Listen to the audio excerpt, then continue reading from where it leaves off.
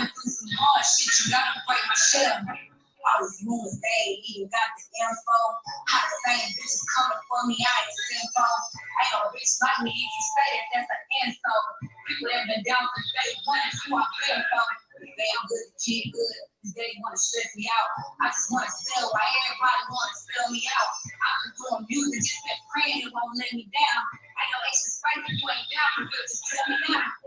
I'm dead as I did it, but it taught me shit. Never trust a nigga, trust the officer, I trust the bitch. I've been getting money, that ain't changed, still a country bitch. I'm out in LA, kitchen the bar, I know I do some shit. Ain't no co-sign, ain't no niggas start showing love to me. Ain't still when I pop, it was missing when it was ugly. They ain't think that I noticed, now they act like they fuck with me. Some niggas is business and others think I'm fucking mad. I'm cool, all that Hollywood talking, that nigga, who was you? How you tell the people about me like I be cool with you? I ain't think you about where I be at, ain't know what's cool with you. When you don't get niggas attention, they lie like cheaters do. I come from a place on bacon unless you leaving them. I just only fuck with my city because my people there. I ain't have it easy, so why the fuck would I play with them? If you ain't never catching me clubbing unless they paying you. I'm outside, but it's fuck the outside. I'm an acting home bitch, but baby I know outside. I'ma do the late night, still when the sunshine. I'ma let that bitch make it, so my team is up time. Look. I gotta get it, this shit up to me. You ain't never been broke, so what you know about hustling? You just see me crying, you don't know that shit that trouble me. What's up, y'all? That pussy talking kid that got me bubbling. Don't nobody show you love, you gotta love yourself. Did it by myself, cause I ain't even help. That just wanna lock me down and put me on the shelf. I've been through some hard shit, you gotta break my shell. All these rumors, they ain't really got the info. How the same bitches coming for me, I ain't simple. Ain't no bitch like me, if you say that, that's an insult. People that been down since day one, that's who I've been for. I tell you that out of all my like subscription like music sites, Tidal, Spotify, etc., I just feel like Pandora knows me, and Pandora knows that Ken the Man is like my favorite rapper right now. She just gives me life. Like if I could rap, if I was a rapper, I would be Ken the Man. What's up, y'all? What's up, DMV? DMW, I'm sorry. What's up? Hey, Tab, CRC, PCP, Queen Divinity, Seiko. Hey, Samantha. You look great. Oh, thank you. What we talking about today, child? What's going on? What's really good? What's really good? What's good? Well, I mean, you ain't supposed to talk about the globalist takeover, Freemason, Illuminati. Can't talk about none of that shit. So what we supposed to talk about, y'all? What y'all want to talk about? Hold on, let me put the call in late. Tab Lee is somebody. Samantha somebody. CRC, you don't ever call in. I think you have called in a couple times, but it's been a minute.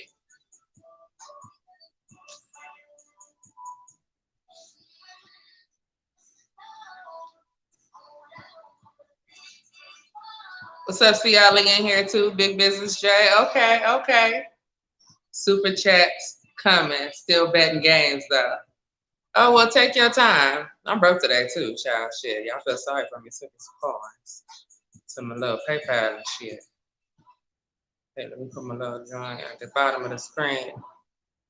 Tell you how to tip Kiki. What's up, Gio? Where you been at? I mean, hell, they gave me a strike, so I at least gotta be on good behavior until they fall off. So what else y'all got? What else y'all got?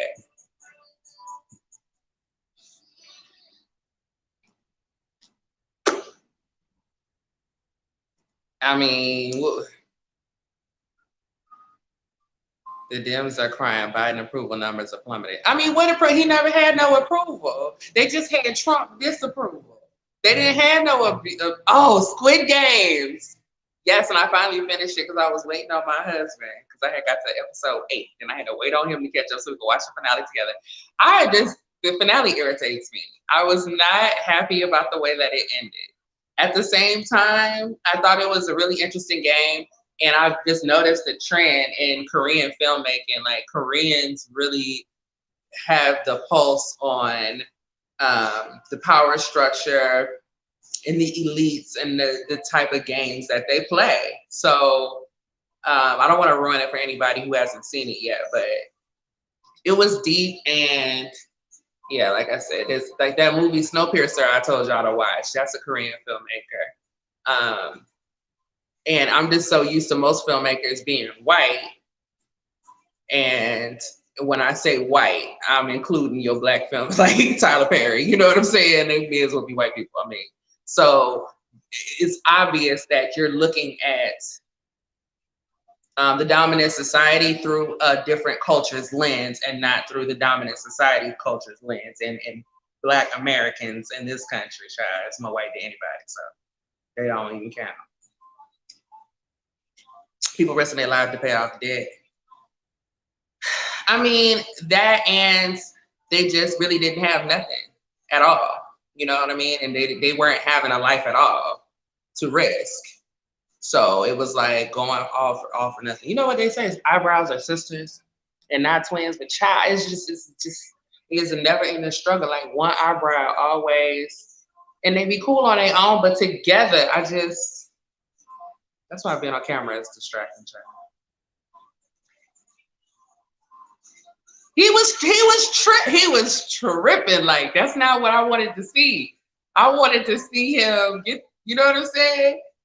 And go ham. Like, do what we want to do with it. I think they're running the squid game in the world right now. They've been doing that. And it all still, even when you look at slavery, it was one big ass squid game. I mean, when you had people fight to the death, you go through Roman history and Greek history, Greek mythology, and you know, it's a lot of that going on. Oh yeah, football. That's what my husband's doing, which is why I'm even. So I surprised him this week. Fanatics was having a sale. Fanatics is having a sale. So my husband is a Buccaneers fan, and so I surprised him this week. I got him. All three of his teams won a championship last year. So I got him a championship Dodgers t-shirt. And then like the shipping and handling took so damn long. I was like, Dodgers, y'all better not lose. This ain't gonna go over well. I got him a championship Dodgers t-shirt.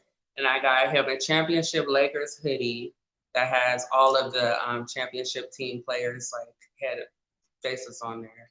And then I got him a Tampa Bay hoodie. And it says Brady on the back, and it has Brady's jersey number. So it's like a jersey hoodie. It's got the Tampa Bay logo on the front, and then it has the Super Bowl logo right here, and Brady and the jersey number on the back. He was really surprised. So that should give me some type of brownie points around here, you know. If they look identical, you look really crazy. If we look identical, I think I missed something. Dr. Charles Huff found 62% of people positive for blood clots. Yeah, I mean, all the numbers and everything, the evidence is certainly coming out, and it's not making a difference because it's too late. It's too late. See, as long as they were saying everybody's gonna get 50K per positive that ends up intubated, then everybody was willing to play along, and the doctors and the nurses, everybody in the hospital was playing along, and the emperor had clothes on. You understand what I'm saying? So now, my screen like glitch on y'all. So now that they are being required to take something that they knew for a fact it wasn't necessary, because they know that it never really was what it was in the first place, because they on the front lines of BS. They the ones emptied and cleared out the hospitals for no reason. They the ones that gave people unhealthy treatments. You know what I'm saying? They the ones that have been distressing the immune system of people coming through there for something very similar, a common cold, some simple shit that they have turned into life-threatening illnesses. You know what I'm saying? They are very well aware. So then when the game turned on them, now all of a sudden everybody want to come out here and tell the truth and give us some time. Leave us alone, because all y'all had to do was keep it intellectually honest from the jump.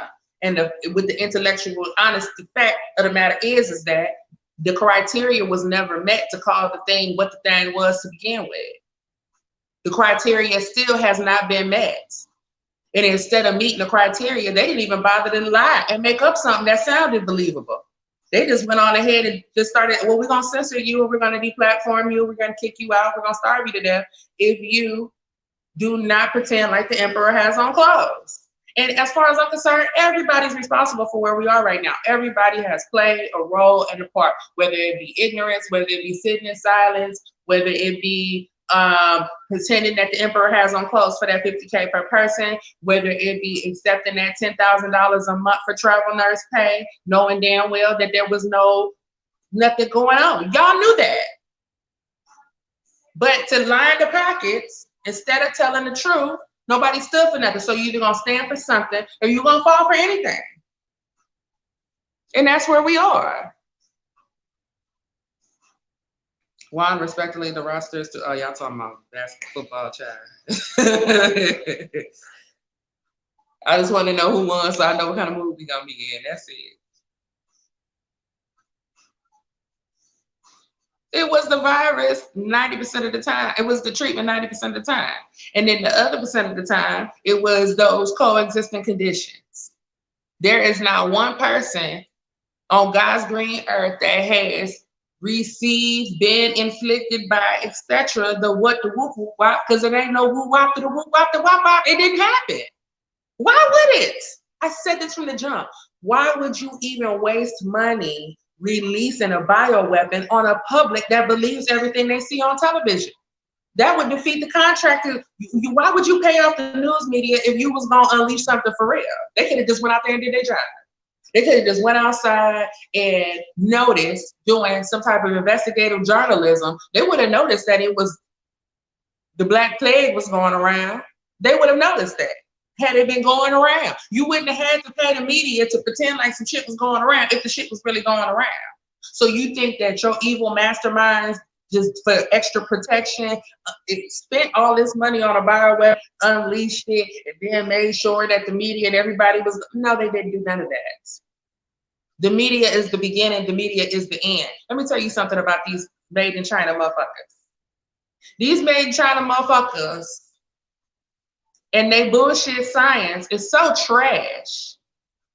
Okay, but it's so trash. If these people, see, that's the problem. We still, well, not we chemoscience, but people still giving them the credit for being intellectuals or smart, at least at something. The kids that are doing the actual science are very limited, young, just got out of college, and they are working on one little piece or section of a larger project. And if they ever discover too much, they get their ass fired. This is how we knew what Fauci was up to in the first place. Because one of his students already told us that. That woman went on everybody's platform, and young Pharaoh to whoever would take her, to tell you what kind of clown Fauci was. So it's just ridiculous. It's still ridiculous. But then the last president still had his ass standing around there and took that check from Pfizer and cashed it. Yes, he did. He did that. He did that. So, you know, now it's didn't literally hit the fan. The shit didn't hit the fan. It was already hit the fan, but now it's really hit the fan, and don't nobody see no way out.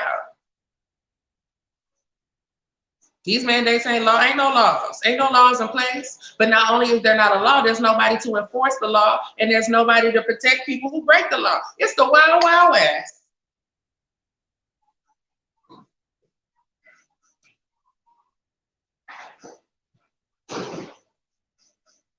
So, hey, Northern Belle. Rachel Spirit. Who else came in here? Neo, what's up? I mean, some people just being forced back into it, you know what I'm saying? They ain't got no choice.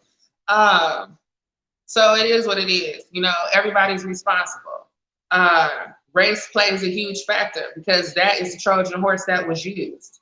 And we talked about this from the beginning I started this channel, and I said, hey, conservatives, y'all is messing up right now.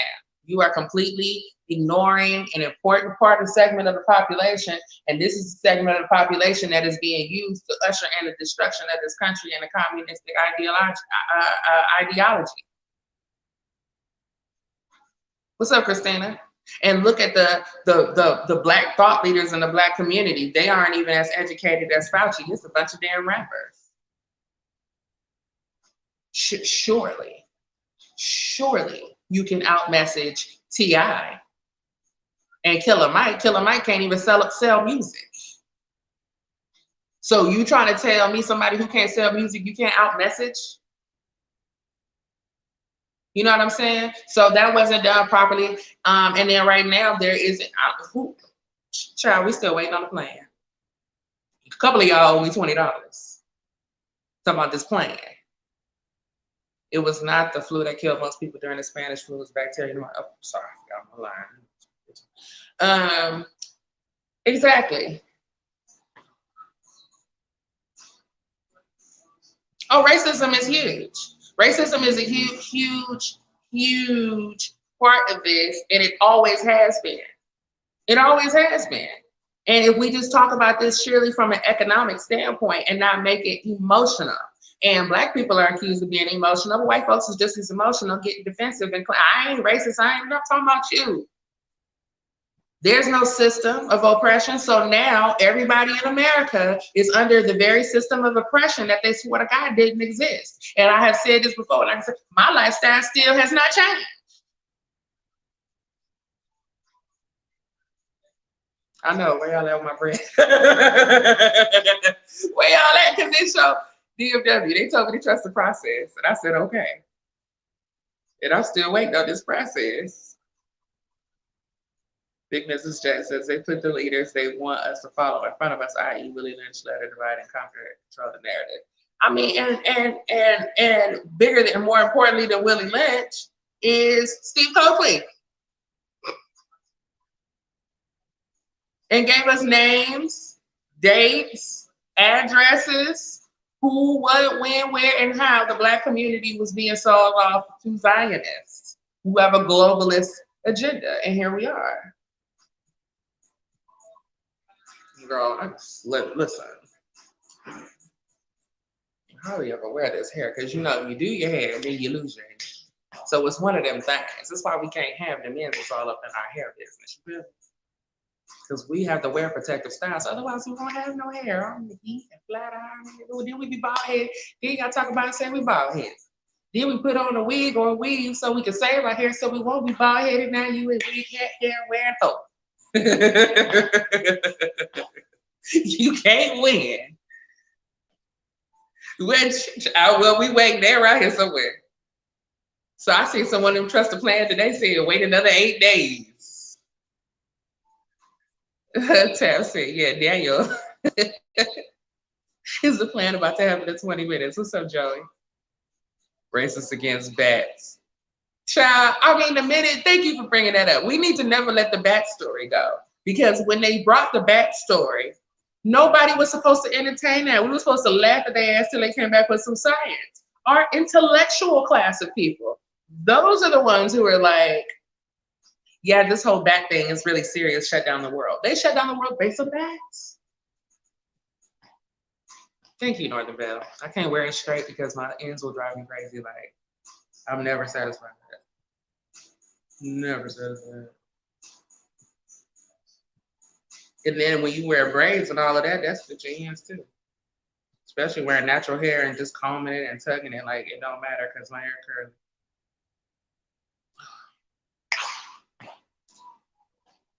Bats. Oh, they said the lady ate a bat. Is she dead? Is she sick?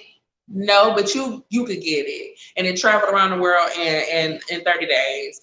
And so now we need to not have businesses, and our children don't need school, and people don't need food, and plants don't need water because a lady ate a bat and it's coming to you. Bat shit crazy is what it is. And it's all a joke. And what I was saying about they fugazi ass science is this. Money don't make gain a function. Just because I did my own nails too, by the way. The whole thing, the acrylics, the colors, and everything. I use dip powder. So if y'all want a dip powder tutorial, should I do tutorials on here since I can't talk about nothing real? What's up, Queen Divinity? Wuhan. Yes, King Roman. Okay. Ramon, I'm sorry.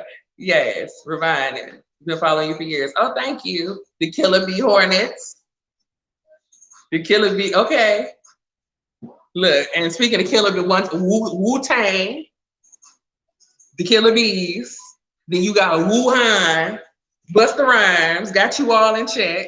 You know what I'm saying? And then Busta Rhymes is on album 2 of Planet Extinction. What was it?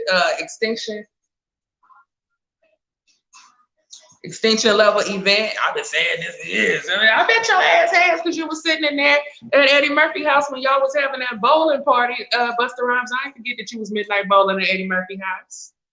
I ain't forget.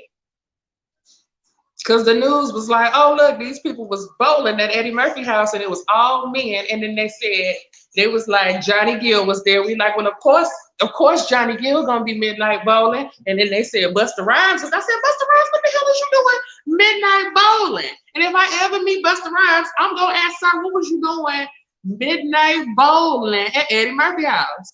A tutorial? Okay, we'll do a tutorial. Well, we can't talk about that stuff you said because they keep giving me strikes. Yeah, Extinction Level Event. And it's a pretty decent album. Like, I like it. But that don't change the facts that, like, of course you knew because you got inside information. Who y'all think y'all fooling?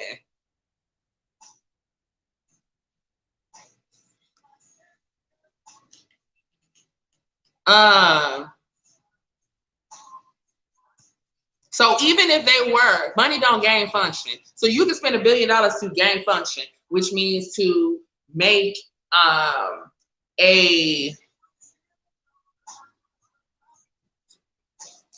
rhymes with Miley Cyrus, to make a Cyrus, infect that normally only infects animals, make it gain function so that it will make human beings sick. You can put all the money and time and energy and research in it you want to. That doesn't mean that you're able to effectively do it.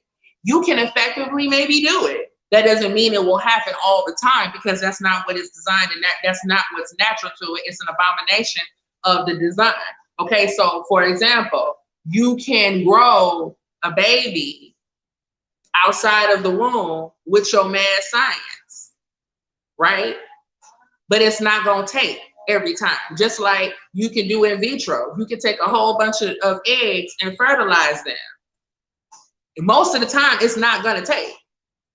Sometimes it will, sometimes it's not, because you're still trying to change or gain the function. It's not supposed to do that. You know what I'm saying? So sometimes it will take, sometimes it won't. It's a crapshoot, which is the reason why will take 6 fertilized eggs and put them in one woman. Most of the time, only 1 or 2 take, if that. It's the rare, extreme rare cases where 6 of them will take. Whereas if a woman were to naturally drop 3 eggs and 3 of them get fertilized, then you got 3 babies. Especially more often than doing it the other way. So I say that to say that just because they took the money and sat in the lab and researched and may have even gotten it to infect the human cell, that doesn't mean that it worked well enough to happen all the time or often enough for you to be able to infect the planet in 30 days. That don't make no sense. It just doesn't happen that way. So I already knew by your backstory you was lying. Then based on where it came from. You lying. If it's some shit like that going around, you're gonna know about it before the news do, because your family members is gonna call and say, I got this out and I feel it. I'm just noticing people that everybody at my job is sick. That didn't happen. Now, once the news came on there and told you if you got a runny nose, go to the emergency room, then all of a sudden all your hypochondriac acting motherfucking relatives came down with the shit. And keep in mind, like I have relatives who dead now. But when I was a child, they Lord rest their soul. When I was a child, I remember my other family members gossiping about them. Oh, child, don't tell so-and-so that you didn't came back from the hospital and they didn't gave you some pills. Because if they know what your symptoms are, they're going to go to the hospital and say them that's their symptoms so they can get some drugs. Black people got that shit bad. I don't know how y'all do in everybody else's community, but I know black people got that shit bad. Running to the hospital over nothing, trying to get some pain medication. Okay, well, and if you're a pill addict, you will use something like COV to run your ass to the hospital and say, I got aches and joints and pains and I can't, what else? Can't see, can't smell, can't taste. But it's mainly the pain. Do you got something for the pain? They will do it all the time.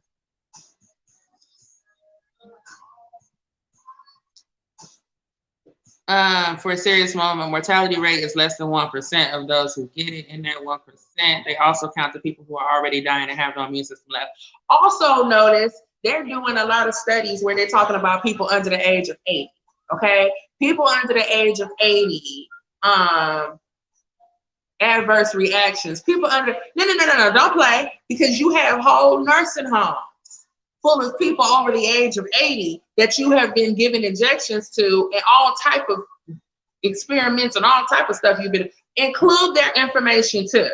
Don't cut off at 80 like because as if what's happening to people over 80 is irrelevant. They're going after everybody that they can and the stupid. That's why I said from the jump, I don't even know Illuminati because it seems like we tired of some of the same people. Malik, what's up? Just like my cousin, one weekend, her and her friends went to a cabin. One person had a cold. A week later, all 10 of them were told they had it. Yeah, and based on what? There's no test. There was no test. There is no test. There ain't no test. The test is never created. So it's just whatever at this point. Now, if they give me another strike, I can't come on here for 2 weeks. So let's not talk about shit. Probably it's about money. Like, of course. Oh, especially the stupid, because they're the easiest ones to pick off. And they're so dumb, they don't even see why it would benefit anybody to get rid of them. Why would they get rid of us? We're complying because you're dumb enough to think that nobody wants to get rid of you because you're complying. People are dying from it or just with it. Neither. That's your answer, is neither. Pandora, I just got through talking about how you know me so well, that you know better than to play dance. Okay, you made up for it. You know this my motherfucking shit.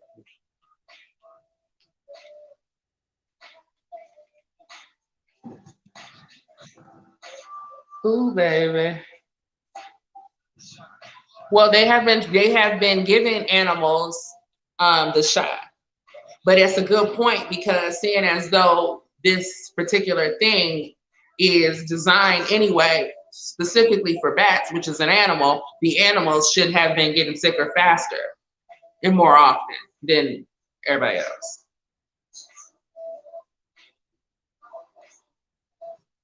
I ain't been sick of nothing but niggas and flies, so. And this is going on 2 years. Cardi B's unnecessary birthday party that made the news.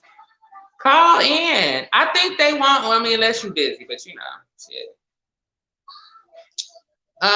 It's Cardi B. I mean, I don't even have no, you know, yeah. These girls are come from poverty. You know what I'm saying? They poor, they came from poverty, they never had nothing, their parents never had nothing, their grandparents and shit floated over here on a river raft or whatever, came here for another life, whatever shit. So, you know, they're gonna do something, any and everything, and money does not buy you class. So what do classless, tasteless people do when they got a bunch of money? Throw some big classless, tasteless parties for some more hoochies. I heard they were tossing dogs and cats out of skyscrapers in Korea and China last year. I don't know, because the last 50 times I believe somebody said about China like that, they was joking. When they do go get the test, they know there's sheets, so they'll give you a positive and start leading you. Absolutely, that's literally the instruction. It's literally the instruction, and we talked about this and how they did that with HIV. We discussed it. You know what I'm saying? We discussed it. But at the same time, I would say that the black people that are conscious all pretty much gravitate towards a lot of the same content creators. What we did prior to YouTube's slashing of, you know, thought leaders and that type of stuff. And a lot of the people that I expected to be on point, because the Trump thing wasn't just about Trump. It was about protecting us from the globalists. It was about stopping the globalist takeover. And if you were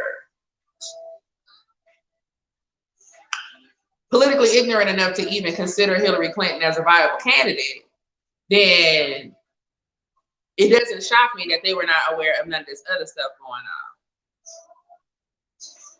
I wanna love you, babe. What's up, Tad? Hold on, y'all. Be right back. What's up, sis? How you doing? I'm good. So beautiful.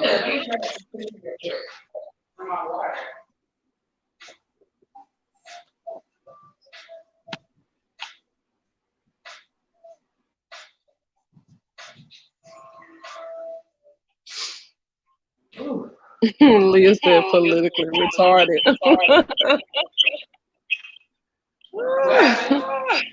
What'd you say? Hold on. Okay. I was looking at a comment, but Leah had said politically retarded. I hope you can hear me. I can hear you. You can tell my music. Okay.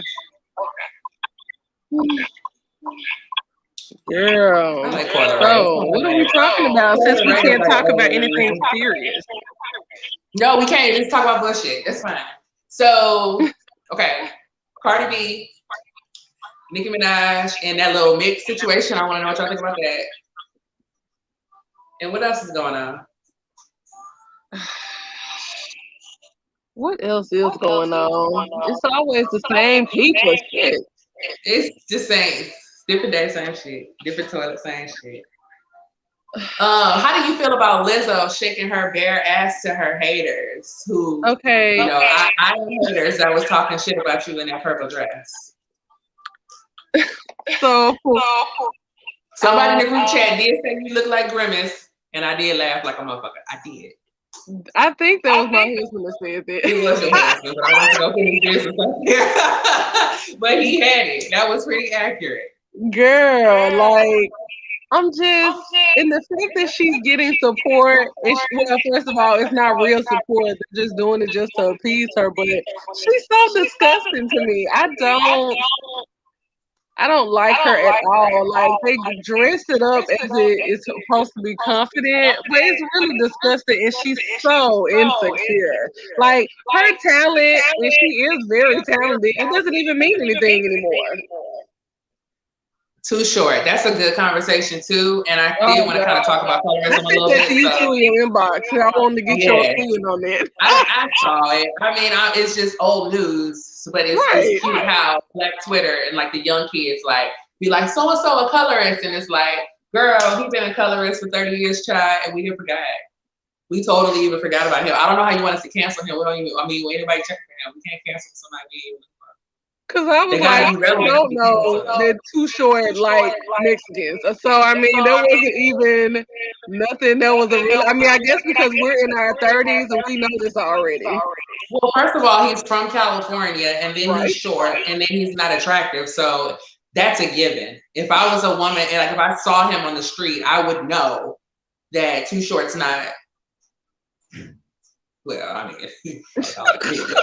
I mean, I'm just saying in general, like, I know that he is interested in lighter complexion, mixed race women, whatever the case problem is. I don't know. You have to be confident as a woman. You can't have a problem. You can't be worried about, you know, that or men's preferences or whatever the case it is. I'm sure he's had sex with plenty of dark skin. I'm sure he has. And he fucking enjoyed it. You know what I'm saying? But there's mentally, like, because he immediately starts talking about mixed babies. And so we know that he thinks he's unattractive and he doesn't necessarily want to pass that. He would hate to have a daughter that looks like him. Because if it's bad and you a boy, it's not going to be better in the girl version. Now, if you a man, you ain't really got to be cute because you get rich and famous as a rapper and then, you know what I'm saying, do what you want. But if you a girl, it's going to be really hard out here under certain circumstances. So that's what that is. He's trying to. That's all. He thinks he's, you know, doing the world a favor and he, you know, whatever the hell. And he's not the only one. I mean, like, what part of they hate themselves? They know that they're unattractive. They don't want their kids to look like them or their ugly ass mama. Do people not understand? That's basically what it is. And if you really unlucky, like I see, so much of it is a class issue too. Yeah.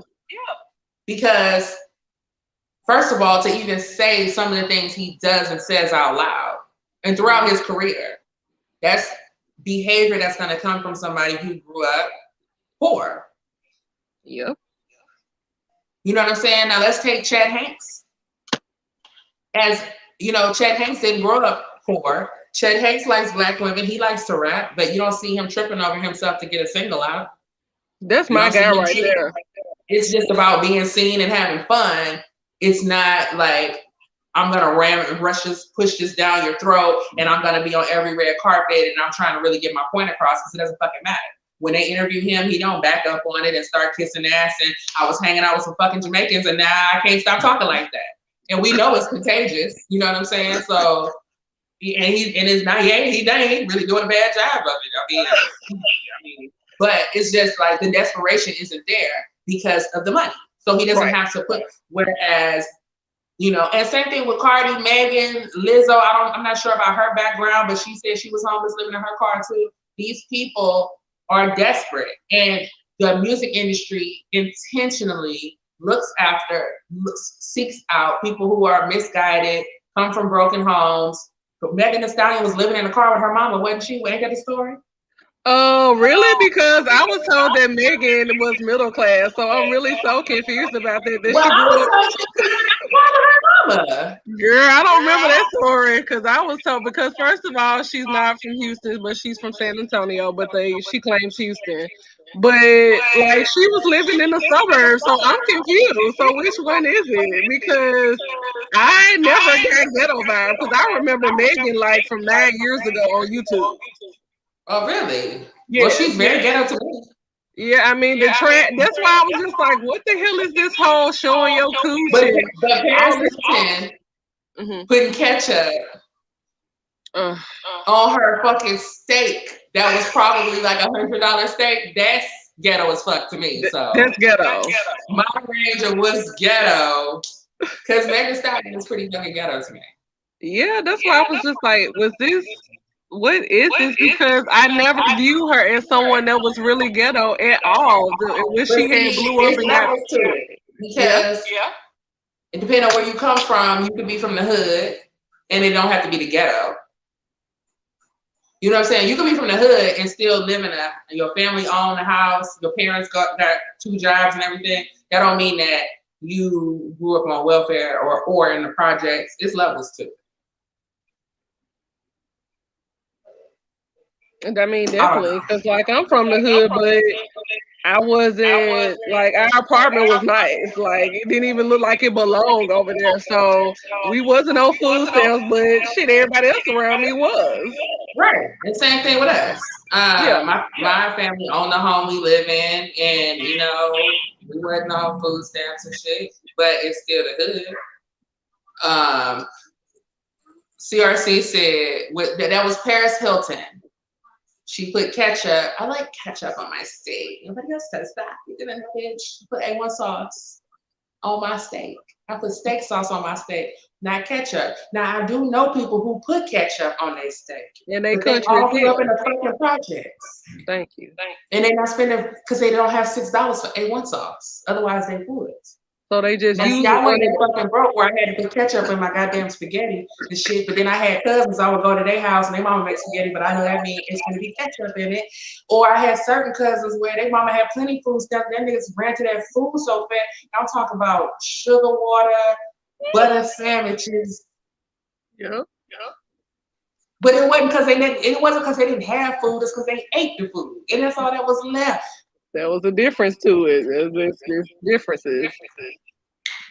Some people get designer cakes. Some people get sheet cakes from Walmart. You know what I'm saying? But then you got a sheet cake from Walmart every birthday. But then some people ain't get no goddamn cake at all. Man, what shit? Some people only had a cake, and some people had the cake, the hot dogs, and the punch. Some people had cake, hot dogs, and punch, but didn't get no gifts. Yep. Yeah. My husband says I'm ghetto for using A1 sauce. A1 sauce is not ghetto. A1 sauce is the bomb. Your husband probably, is he a good steak cook? He's probably one of them people like, my steak don't need no sauce. Girl, I like A1 sauce and I want some steak to go with it. Can you mind your business? when I saw that, I saw ketchup. I said, Paris. CRC said that ain't ghetto, that's fetch. You know Paris Hilton she like mine. They like to hang out in the slums. They be out here in the streets. With the dollar store. I don't know what nigga she was hanging out with. Got her putting ketchup on her fucking steak. That's a ghetto ass bitch right there. That goddamn Paris Hilton. I done seen her throw back some 40 ounces.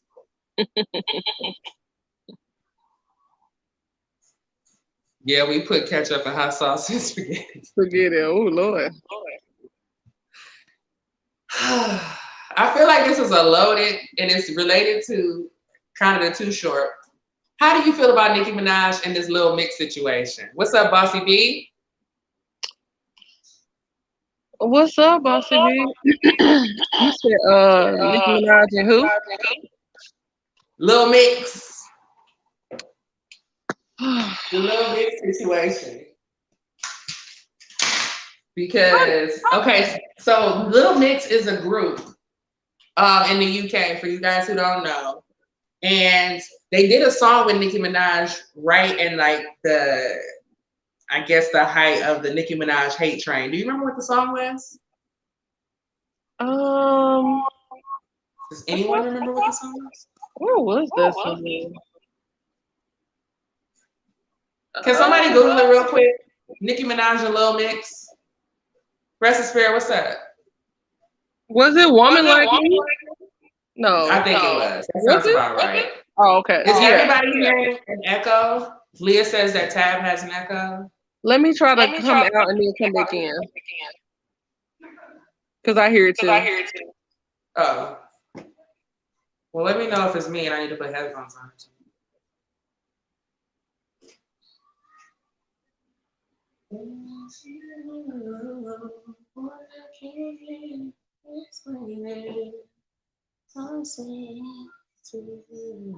Oh, you heard it too? Okay, well, thank you for saying something. Because I can't fix it after the fact. Okay, now Lil Sugar ain't never hurt nobody. Sometimes it's the spaghetti sauce a little too tart. All I know is Nicki's last couple of wigs haven't been the business, just a mess. I like the blonde one. I thought the blonde one was really cute. So Woman Like Me, that song, Woman Like Me, Woman Like Me. I didn't like that song, but I mean, you know, her verse is cool. I mean, I don't know, a Little Mix just kind of like reminds me of that other group Normani came from. It's just boring. I mean, it's boring. Doesn't do it for me. But they're big over there in the UK apparently. And yeah. So one of the girls from the group has gone solo. Testing, what's up?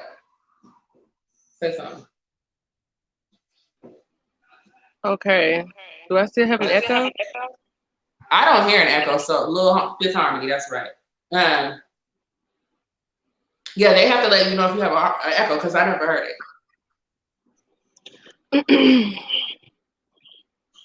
Okay, I'm starting to get some feedback. So yeah, it's okay. not. Let me put my headphones on and just tell me if that helps. Let me get mine. Okay, that's probably so the girl went solo. What's her name? Jessie or some shit? And she does this music video. The song is using a sample from Puff Daddy when Bad Boy for Life. Remember they did that joint? And that's not a good beat anyway. That wasn't a good song when Puff Daddy did it. So I would not have sampled it for shit. Especially not a lead single. But whatever. They relived it. They reshot the video. Puff Daddy makes a cameo. Nicki Minaj comes in and does a pretty decent verse. I say pretty decent because the song ain't about. I mean, it ain't about shit. The song ain't about shit.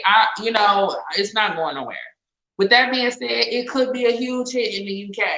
Now, the issue is that the woman whose video it is a white woman. She's tanned. She's got braids and black hairstyle. I mean, of all the people they accuse of blackfishing, sometimes it's not blackfishing. Sometimes it's just, this is the style. Like, to me, like, if you want to get technical, contouring is fucking blackfishing. I can't even find my own damn shade because the white girls are outlining their face with it.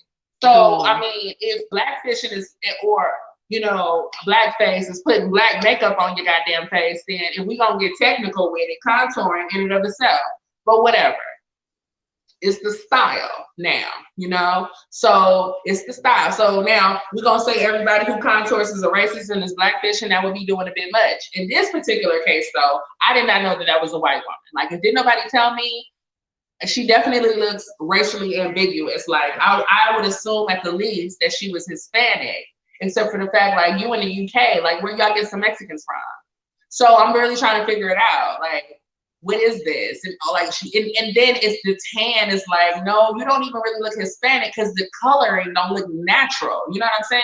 So I'm just like, what is this? So when I found out she was white, I'm like, ooh, girl, but I was immediately like, I'm not even gonna feel no type of way because y'all do this shit in the UK.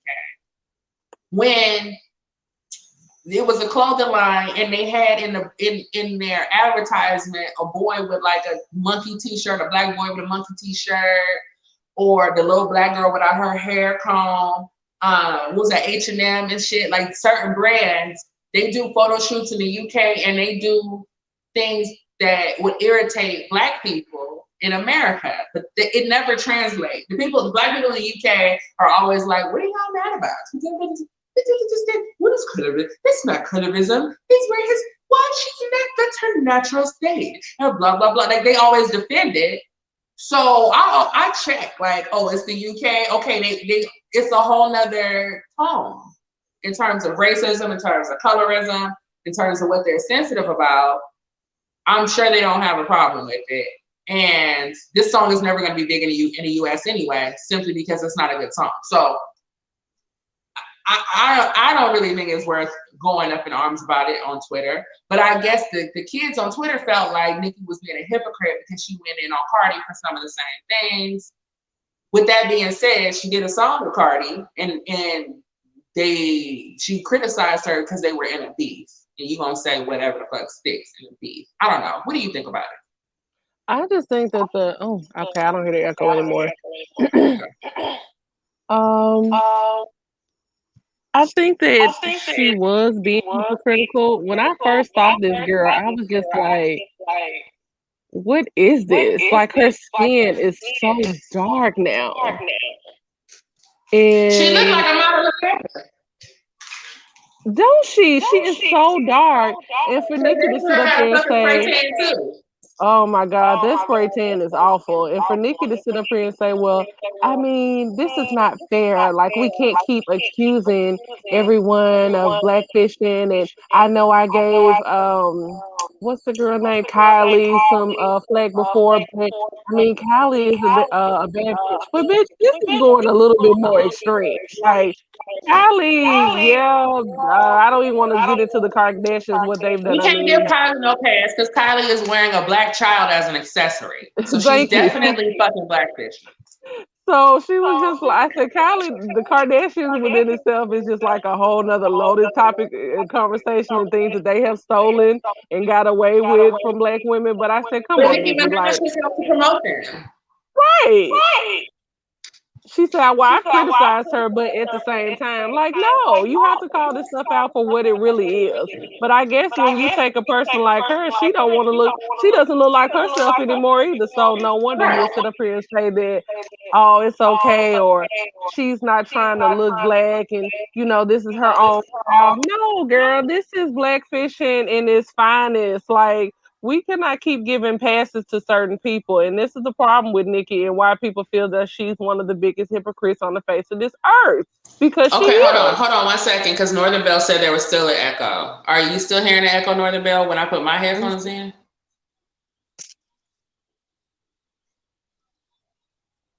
That last part she said, did that help? The echo was gone with, okay, so it's my fault. Well, y'all just don't care about my hair then, huh? And here come my naked child anyway.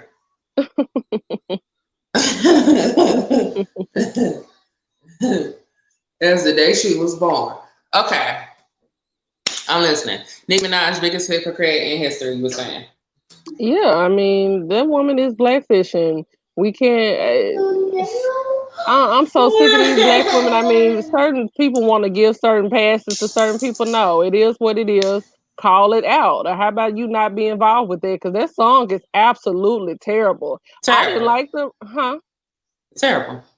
Yeah, I didn't like the original version. I mean, and to make a remake and then to give it to this chick, that was Nobody did. terrible. Nobody asked for that. That song came out during the music video MTV days, and Ben Stiller, who was a huge star at the time, had those movies. Meet the Fockers was out. Yeah. You know, so him making a cameo in a rap music video. This is when the beginnings of really hip hop turning into global superstardom, and really I think a lot of it had to do too with Hollywood had grown up with hip hop. The people who were becoming famous coming of age in Hollywood had grown up with hip hop. I'm sure Ben Stiller grew up listening to rap music too. You know what I'm saying? So that was cool, and a lot of looks that they got, a lot of corny shit was being done for the mass appeal, and the hood allowed it because we understood that you were trying to go mainstream, and so you got to do corny shit and make corny songs and put Ben Stiller in it. And honestly, because I don't know how young this young woman is, because you can't 30. tell because she does look 50. She's 30. Yeah, she looks 50 or so. She looks old as hell. She don't. I mean, if this was a person that was a child when the original version had came out, if this is correct. So no tea, no shade, but she reminds me of one of them little women. I don't know if it was from Atlanta or which, because I don't watch the show because I'm already too immature. The little midget. I can't.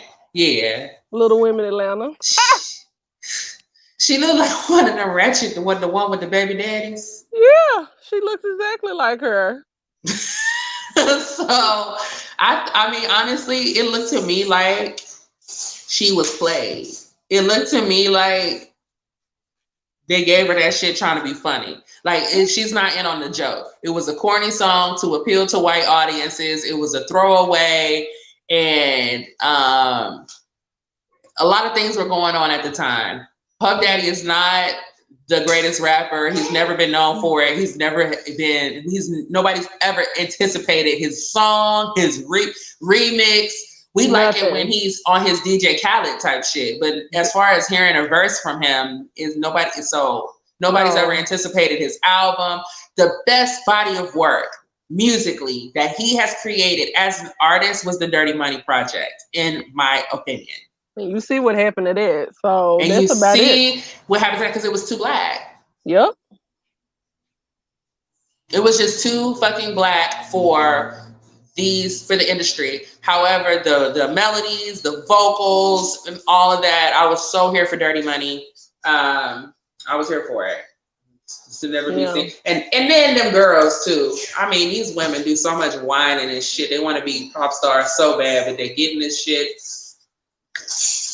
And they so insecure and got all these fucking mental issues. When I watch Love and Hip Hop and seeing the one girl on there, what's her name? Oh, which one? The one from Dirty Money.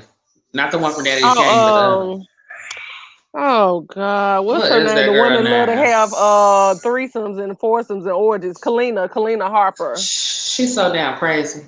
I was so disappointed by how I said, what in the Kelly Price is this?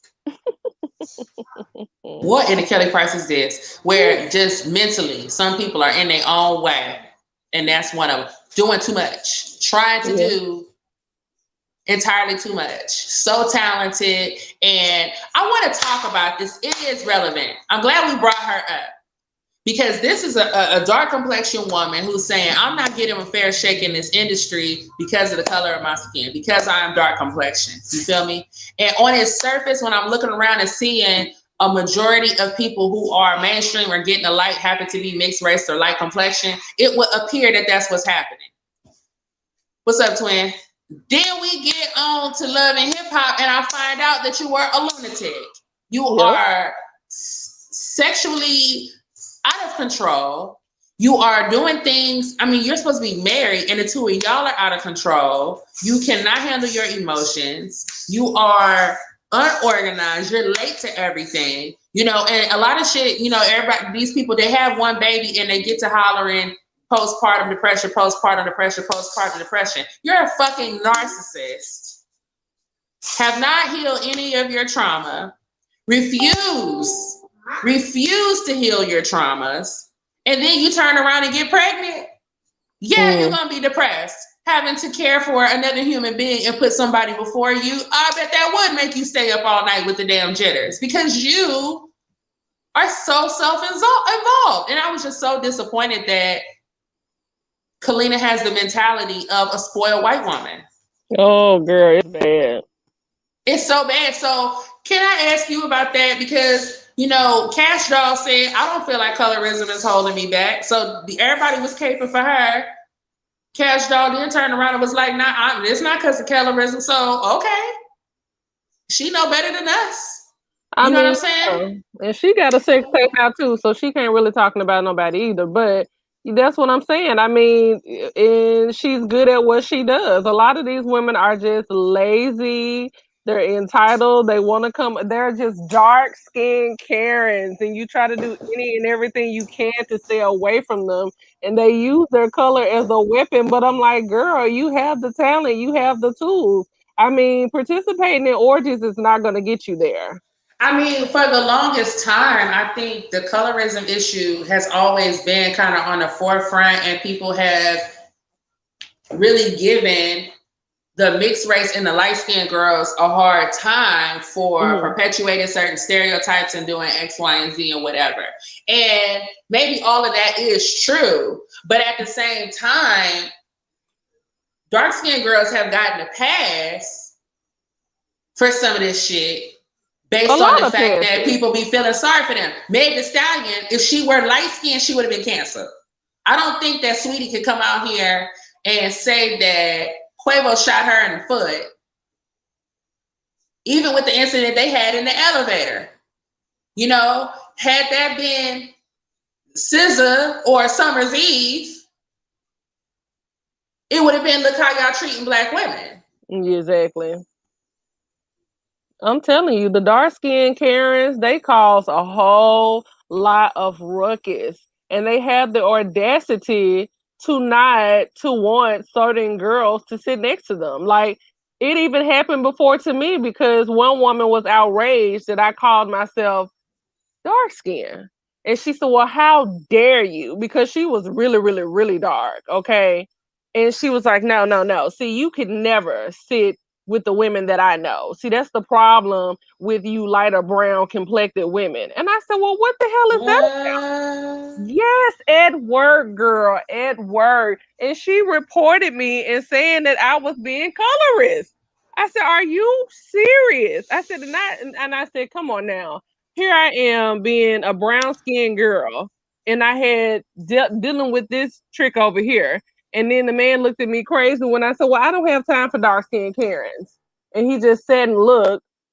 He was like, can you expand on that? I said, well, this is what women like me have to deal with, these dark-skinned women up in here acting a fool and making themselves victims when nobody's even done nothing to them. And everybody runs to their rescue. Now, that's another thing that the black community needs to stop doing. Yeah. Running to their rescue, because it's because we really believe that there was a problem. You need a tutorial because they're not gonna let y'all in the salons. Okay, I got you.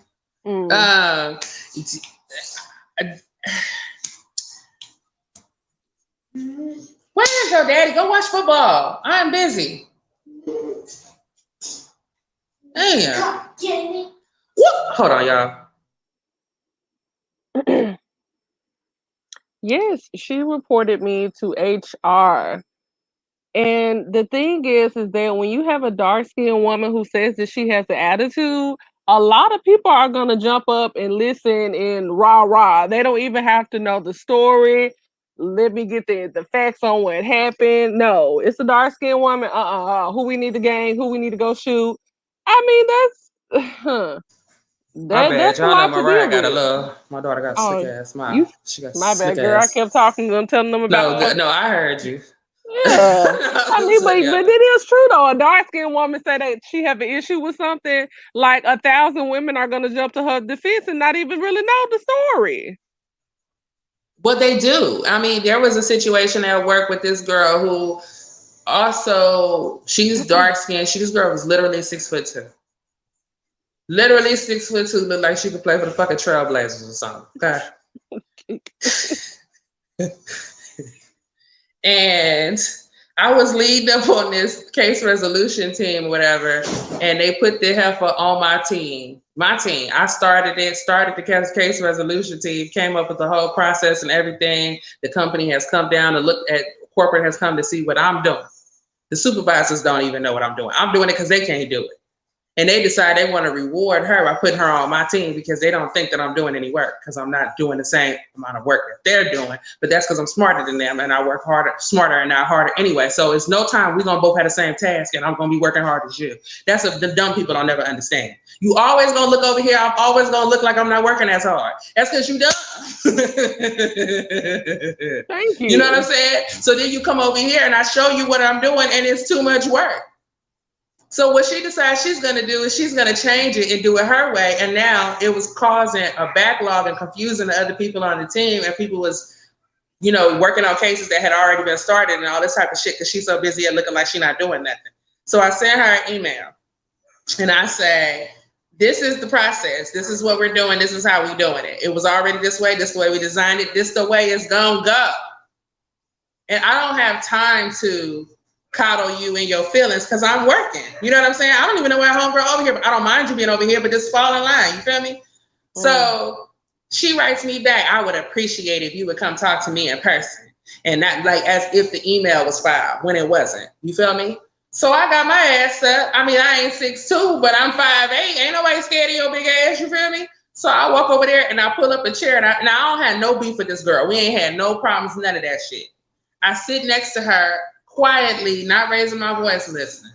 This is the way it's gonna be. This is the way we organize it. This is the way that works. This is the way that's easiest. And this is what we are going to do. Now, if you don't like it, then get back on these phones, player. I get up, I go back to my seat. Here, next thing I know, here come the operations manager calling me into the office talking about this girl said that I bullied her. Oh, girl. She says that you were bullying her, this, that, and the third. And I said, I broke out laughing. These are my words, and I quote, that bitch is 6'2". No, because what the white woman said was, because once this Karen shit, they tried to out Karen me. But you can't, that Karen shit don't work on me. Because I know y'all too well. She says that she was bullied growing up and all this other shit. And I said, that bitch is 6'2". And she looked like she could play for the Portland Trailblazers. Now, y'all had cases backed up in this motherfucker over a year. People have been sitting around here unresolved with issues, and now it is currently up to date. We gonna do it the way I'm doing it, or it can go back to being backlogged a year and a half. You could go over here and let Scottie Pippen help your ass organize these motherfucking files then, and I'll go back and get back on the motherfucking phone. That's how here let shit. Thank you. How about I get on the phone and then you let Scottie Pippen fill these motherfucking calls then? How about that? So now the operations manager bust out laughing, because how could you not? Because the shit funny and it's true. And then she go, well, I talked to everybody over there and they corroborated your story and they said they didn't even know what y'all was talking about because you wasn't loud or none of that. You know what I'm saying? Oh, but I know. But it's cool. Y'all can tell. And let me tell you, they had them stop the whole case team so that they didn't have to disappoint this big bitch and tell her that she simply had to go back to sitting on the phone because she couldn't fucking handle it.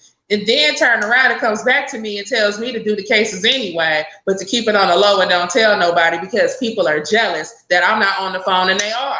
Y'all don't have no. I'm getting off a whole goddamn topic. About leadership. Everybody want to be in charge, but don't ever know how to manage and how to coach. And sometimes you put a player in. Sometimes you got to take their ass right on back out. Thank you. But this girl right here, it's just this sympathy, and in a culture and climate where we don't want to be racially insensitive, we don't want to discriminate, et cetera, et cetera, et cetera. Then there are passes that are being given that should be taken. You a dark-skinned woman, take the fucking pass. But that's not taking the pass if that means you're gonna work less, you're gonna do less work, or you're gonna be a bigger fucking whore. And then we're just gonna accept it and excuse it because you're dark-skinned. Like, that shit has got to stop. And it makes it harder, and it makes everybody else look bad, because meanwhile, y'all doing shit that feeds into the mammy or the siren archetype. And then you want us to continue to come and defend you. So it's like Meg Thee Stallion. You don't get to come out here and say protect Black women when you hurt Black women every day by your mere fucking existence as an artist. Big old freak. Same thing with Lizzo, big ass. I'm like, you're plus size. So Lizzo, I said, I will tell a person, don't you talk to me about that big nasty bitch. I don't want to hear about that. We do not care about her. At least I don't. I don't know what the hell that big old. Louis said nobody bullying her now that's 6'2". Ain't nobody bullying her or blocking her motherfucking shots. So she could kiss my ass. They be the main ones coming in the office looking like somebody out of a goddamn Spike Lee movie with them dry ass afros and this. No, girl, I'm not saving you. Me and my son is staying over here. But see, she had been coding her phone like she was doing after call work and was sitting outside with her nigga smoking and doing whatever else that she was doing. And one day she had a damn phone on after call work while she was outside waiting on AAA for 2 hours. And I ain't no snitch. You know what I'm saying? Because I'm a motherfucking gangster. But I snitched that goddamn day since we riding around this motherfucking telling. I said, and since we telling, I had dates for their ass. Last Thursday, she was outside for 2 hours.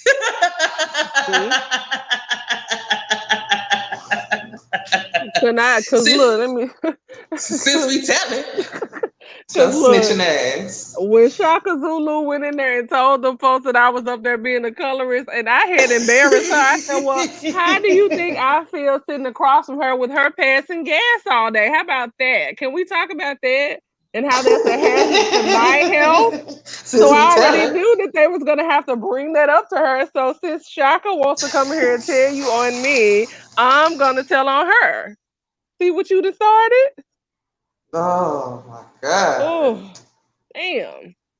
Unnecessary. That's why I said dark-skinned women, child, they are real specific about who they let sit with them. It's a table that you damn near have to get a special invite just to go to. And I'm not interested. I was not aware of these things. Yeah. And then I go back though, and I look over, my life in certain situations and instances, like where I have been like, I'm dark skinned because I'm not light skinned, and the dark skinned girls is like, no, ma'am. No, ma'am. Get out of here, white girl. I'm like, how the fuck am I white? Ain't that, you know what I'm saying? But that's what some of that white girl shit is. Yep. You know what I mean? Because ain't nobody around here teasing you for being dark skinned. You're not dealing with that. You know what I'm saying? They're not calling you certain names or whatever the case is. So you can't sympathize. And some of this shit, like some people experience, some of it ain't even an experience yet. It's just like people keep telling you that it's going to happen, or other people are thinking it. So I don't know. Monique wore her weight with pride. She didn't degrade herself and do foolish stuff. Yes, she did. Monique did Precious. I love Monique made Fat Chicks 1 and 2. Hit that skinny bitch upside the head. That Monique. Then look, Miss Hairy Beast legs, Monique. Miss, I like to fucking blow dry my legs or put Vaseline on there and blow dry and slick my hair down for my gay husband. She has done. Miss, who gonna love me now? Who gonna love me now? Feed me a sandwich, Monique. Monique.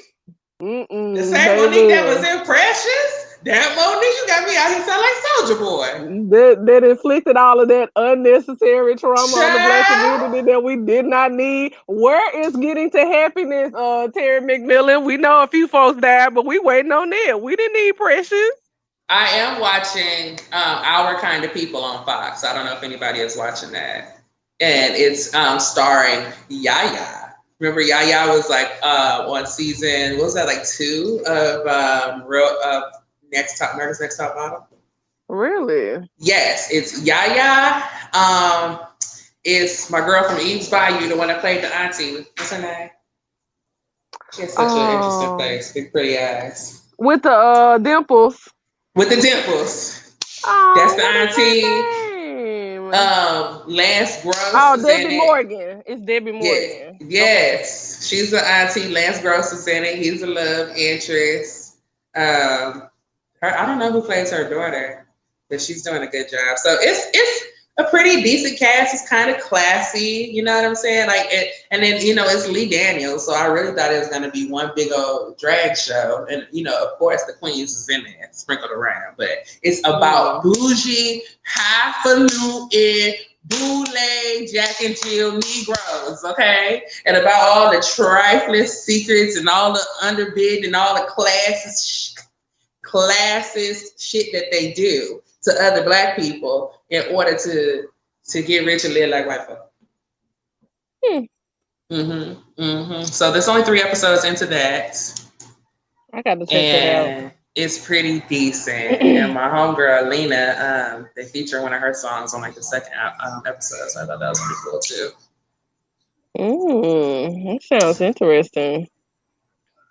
Miss, I let my husband cheat on me willingly. Yeah, we don't see it for Monique. I mean, she had no choice but to dress somewhat decent because the rest of her life was a complete damn clusterfuck mess. I mean, no. Did nobody want to see all that? Hell, we don't want to see all that now underneath that robe telling people how they should look. No. Well, I mean, with Lizzo, I just feel like, and we talked about this with the Rihanna thing, make it look good. That's all. Make it look good. Make it look tasteful. Make it look fashionable. You know what I'm saying? Since they won't allow her to lose weight, and she so desperately at one point she wanted to, but they obviously won't allow it. I mean, I don't know. All these girls are desperate. You know what I'm saying? Lizzo has her weight concern, but all of them are concerned with something, and it's making everybody act real fucking desperate right now. Lizzo does not have the same set of problems that Cardi B has. So I don't understand why she's doing Cardi B shit. Cardi B can't sing or rap or dance. So she better come out here, or she better come out here and do something. She's a scripper. She better do what she's been doing. You know what I'm saying? I don't think that Lizzo has to resort to that. And nobody's saying don't be sexy or even revealing, but just do it in a way where it looks good. I'm not even saying classy. Like, that did not look good. It just didn't look good. And to say, well, Rihanna wore it. Well, Rihanna wore her body with a sheer ditty on top so she can say, look how bomb my body is. Like, what are you giving us? You're giving us purple fishnet. You're giving us blah, blah, blah, blah, blah. That's what you're giving us. Shit. It's not attractive. I mean, the girl is like right. It's not good fashion sense. She out here doing simpleton shit with actual talent. Can play multiple instruments. Yeah. Right, and all that kind of stuff. Is just like, girl, you don't even have to do this. Like, what is going on? Are you talking about Monique Club? But see, Monique never wore the type of stuff that Lizzo was wearing. And Lizzo isn't wearing, I don't know. And there may be a lack of fashion anyway. Yeah. Like, plus size has not been the focus, but I'm assuming with that type of money, you call somebody who is a fucking designer and says, I want to, because you commission an artist. And there's even a guy I follow on TikTok who, like, literally for fun be putting Lizzo in cute shit and drawing it. It's an excuse. There are beautiful, beautiful, beautiful plus size pieces out there. There is no excuse for this. She doesn't want a beautiful plus size piece. She wants a size small fucking Rihanna Fenty $2 panty and bra set. And she wants it to look like it would on somebody who has zero fucking body fat. Remember in Two Can Play that game when and they were out shopping for outfits to wear to Shantae's event, and Monique picked up two dresses off the racks, and they were a size like 6. And she was saying, "Oh, that's all right. I'll just take them and make a big old dress for my size." This is what Lizzo is doing. She's taking something that's not meant for her, not for her, not on the Not right for rack, her. and stretching it out to where it can just fit her And body. these clothes already ain't designed for people who have any curves at all in the first place. You know what I'm saying? It's not like a natural human body, human woman's body. No, a 5-year-old boy is the model. And then they go get some 6'2" woman with no body fat to put the shit on and walk the runway with it. But I think that's why Fashion Nova is so popular, because their clothes are sized properly for American women. So you don't have to get a 2X when really you're a large, because they're going by Chinese clothing sizes. You know what I'm saying? Yep. But I don't know. I just don't know, Lizzo. I don't know, but I don't want to hear no fucking crying every time somebody says something to you. You're getting the exact reaction that you wanted. And spreading your the outfit wasn't even Caribbean. It didn't have nothing to do with the damn theme.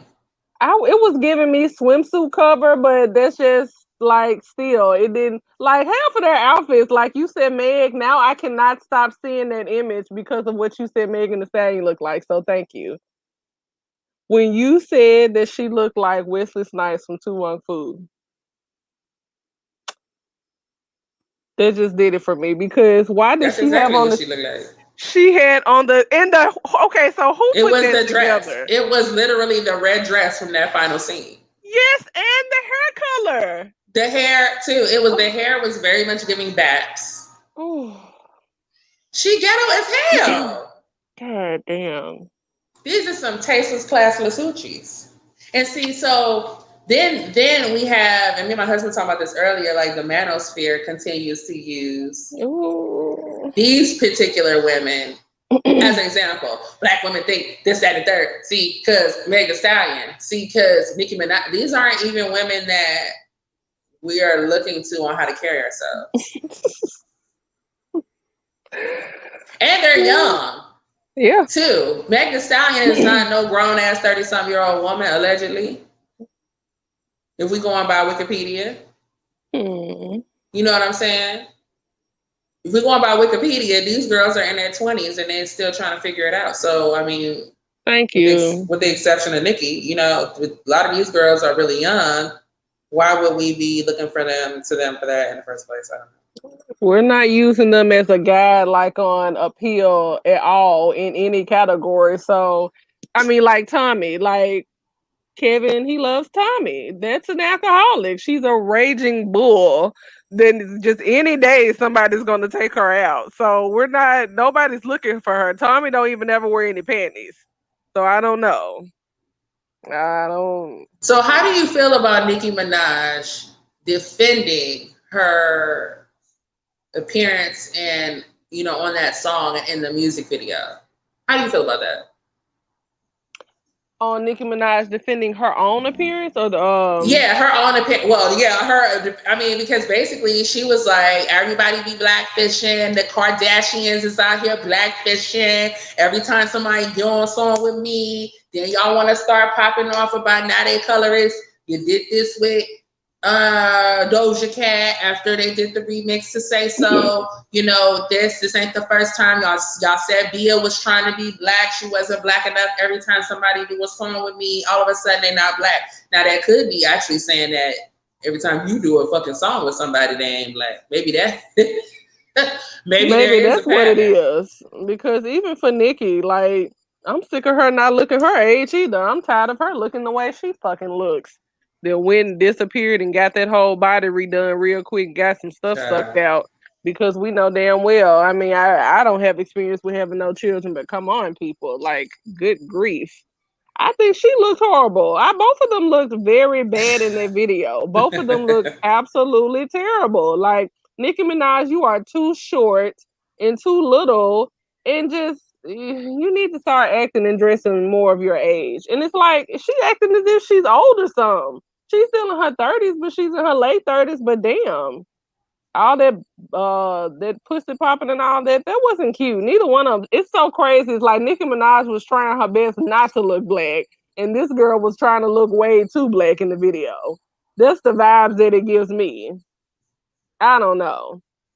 I don't. Her defending that was absolutely some crap, and it just proves her point. And then she. Why did you even have to defend that? Because you're digging yourself in a hole deeper and deeper and deeper, as if you So already there, wasn't 6 feet under. the thought, and I'm telling you, I have searched for an opinion or a fuck, and I can't find one. So I'm literally just giving off both sides of the story. So what people are saying is that she's deflecting from the Kenneth Petty situation, and they've got some legal issues going on there because the victim in his case from the 90s is now coming after them for $20 million. So they're saying that she's deflecting from that. And also the vaccine issue on Instagram that went, semi-viral, with her saying she wasn't going to be forced by the Met Gala to get vaccinated.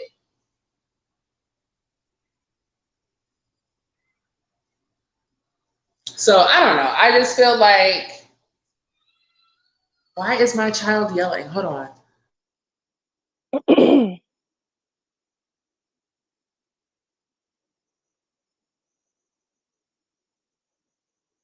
She needs someone. She needs a social media manager, someone. And that's the thing. These bitches need somebody to lead their every move and won't listen. They won't listen to anybody. But yeah, I agree. She needs someone to manage her entire life because this is unacceptable. I don't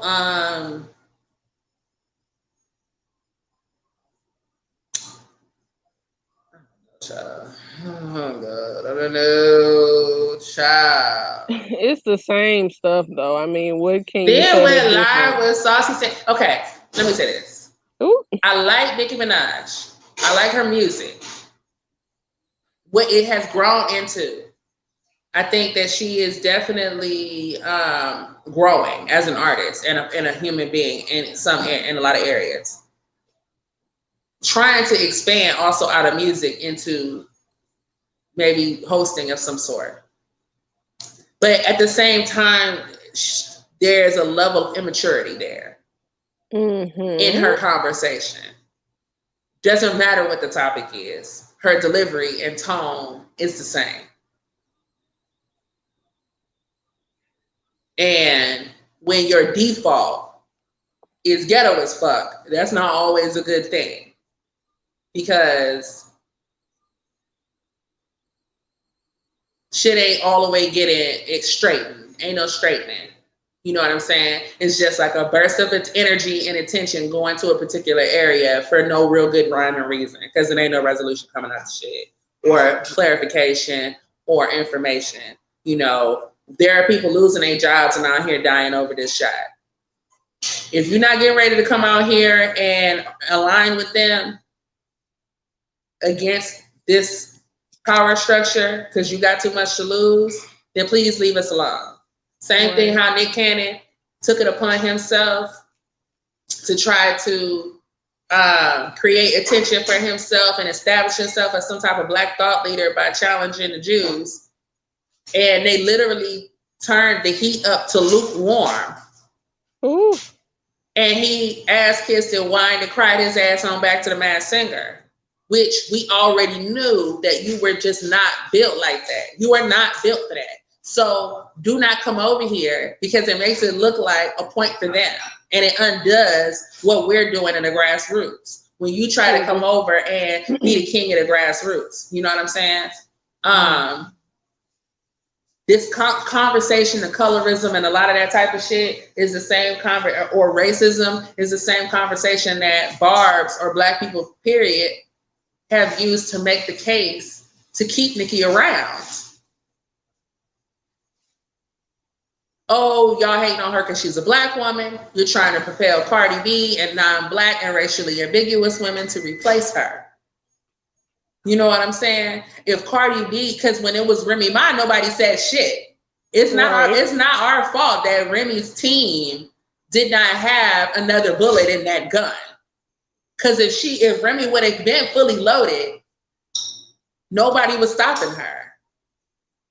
Nobody wasn't like, oh, you can't do this to Nicki Minaj because of nothing. She didn't have the color thing, the black thing. Nobody can say that she was payola. Nobody can say she wasn't writing her music. Nobody can say she didn't have no fucking bars. So Remy fumbled that shit. Remy fumbled that. But when it came to Cardi, Sweetie, all these other girls, people, what's the other Dream Doll, non-rapping ass, all these other little girls, everybody said, no, y'all cannot just replace Nicki Minaj with any old racially ambiguous girl who's had plastic surgery. So to come back and say, oh, y'all always tripping over something, ain't nobody black bitch, you know, that does undermine the thought process of her fan base. Yeah. And maybe that's why she lost 100,000 subscribers on Twitter. I don't know. I mean, it's the constant taking a step forward and taking 20 steps back for me. Like, how about just stay there, like you said, just stay the hell over there, because you're really not doing anything. The little bit that you are doing is absolutely nothing. Swear said makes a few good points. Azalea Banks is dope. She is. Her points are usually solid, but she's another one whose trauma gets in her way. Azalea was sore if they did the work to heal. Now, in the Azalea Banks situation, I don't know if she was as crazy as she is now when she started. I would like to believe that the industry made Azalea Banks crazy when they stole her name and gave it to Iggy Azalea, and Google tried to drown her, and Nicki Minaj and Azalea Banks essentially came out at the same time. The other difference is Azalea doesn't have any male cosigns. If it wasn't for Drake, there would be no Nicki Minaj. Those are the goddamn facts that nobody wants to admit. Drake was on a run already. Drake was already making a run, and not just Drake, but Drake and Lil Wayne and Nicki Minaj. It was the perfect storm. But I don't think any of these other teams that were around at the time would have handled her career the way they did. Because normally what would have happened, let's say if she was Foxy Brown, she would have done a song with Jay-Z, and then Jay-Z would become the big star, and she would be somebody that plays blind, deaf, crippled, and fucking crazy. That's what normally happened. That's what happened to Vita, Foxy Brown, and all the rest of everybody else who came out with these dudes. Mm-hmm. And that might have something to do with New York too, but then I can't say that because Atlanta, where's Shanta and them at? And they all said, because Luda's a sexist ass hater, and the minute these girls started getting some traction, they kicked them to the curb and replaced them with a new bitch that was gonna jump in line and follow directions. So I'm not saying it as a critique about Nicki's talent, but I just feel like she came out at the right time, in the right environment, under the right people. You know what I'm saying? To where she benefited them, and they allowed her to benefit them, and they benefited each other, and it really was a team collaboration situation going on. But she benefited a lot from the traction that Drake was already gonna get anyway. He was out first. He was already on the radio. She jumped on his remix. So,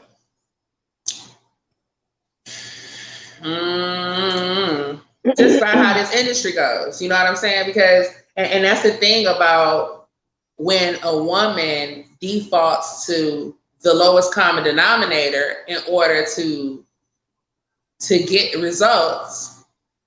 Let me just fall back on being cute and attractive, and we're gonna play that let's play up the sexuality, etc. It's gonna get you some results in the short term, but what's gonna last in the longer term, which is what Cardi and the rest of these hoes is finding out, what's gonna ultimately last is the talent and continuing to put out good art. People gonna get used to how you look. I don't know. I think Nicki Minaj is having a hard time reconciling that as talented as she is, the talent is not what got her there.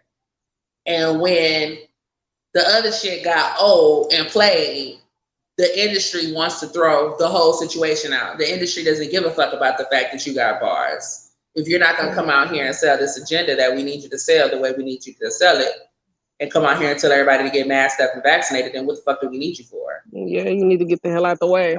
You need to get the hell up out the way for another dumb hoe that's gonna come out here and that's gonna, because ultimately it's just like the TV shows you watch. That TV show is created for a specific purpose to reach a specific target audience, and the advertising that you see during the show is supported by the fucking programming. When you're watching Days of Our Lives, when the commercial break comes on, it's gonna be Dawn, Palm Olive, Tag, Swiffer, motherfucking Mr. Clean. That's who's gonna come on during your commercial break. It's not gonna be about football and fucking Heineken beer. They're gonna play that during the sports shit. You know what I'm saying? So, or, Friends is for single white people between the ages of 18 and fucking 35. Where do they show? Okay, we're gonna have Target ads, and maybe Walmart or whatever people that age are going to do. Your musician is the same as the TV show. The music industry is not pumping this music out because they feel that all of your lives are being enriched by having some funky beats in order for you to fucking soundtrack of your life. That's not what they're here for. Your musician is a billboard for products. Yeah. Now, the musician might not understand that because some of them is dumb. Okay? That's not the music industry's problem. So your rapper is there, and what is he supporting? He's a billboard for Louis Vuitton, and whatever watch is the hottest watch right now, and whatever cars, the Lamborghinis, and the jewelry and diamonds and all this other type of shit. They always have to attribute some type of social value to diamonds because they don't have any real monetary value. So your rapper who has done nothing but make diamonds and gold and chains and shit relevant. And they do business with the largest fucking jewelers in the world. So that the rest of us still place value on diamonds and see it as a status symbol. So if you're J. Cole and you don't want no Lamborghini and you don't want no diamonds, we have no fucking use for you, bro. And then you got dreadlocks, but your mama is white. So no, we don't. And J. Cole, sir. This Drake gonna come pat him on the back. Drake, we love you. Drake, like, we love you. J. Cole, you're even a better rapper than me. You're my favorite. We love you. It's not my fault the industry don't give a fuck because you don't sell shit.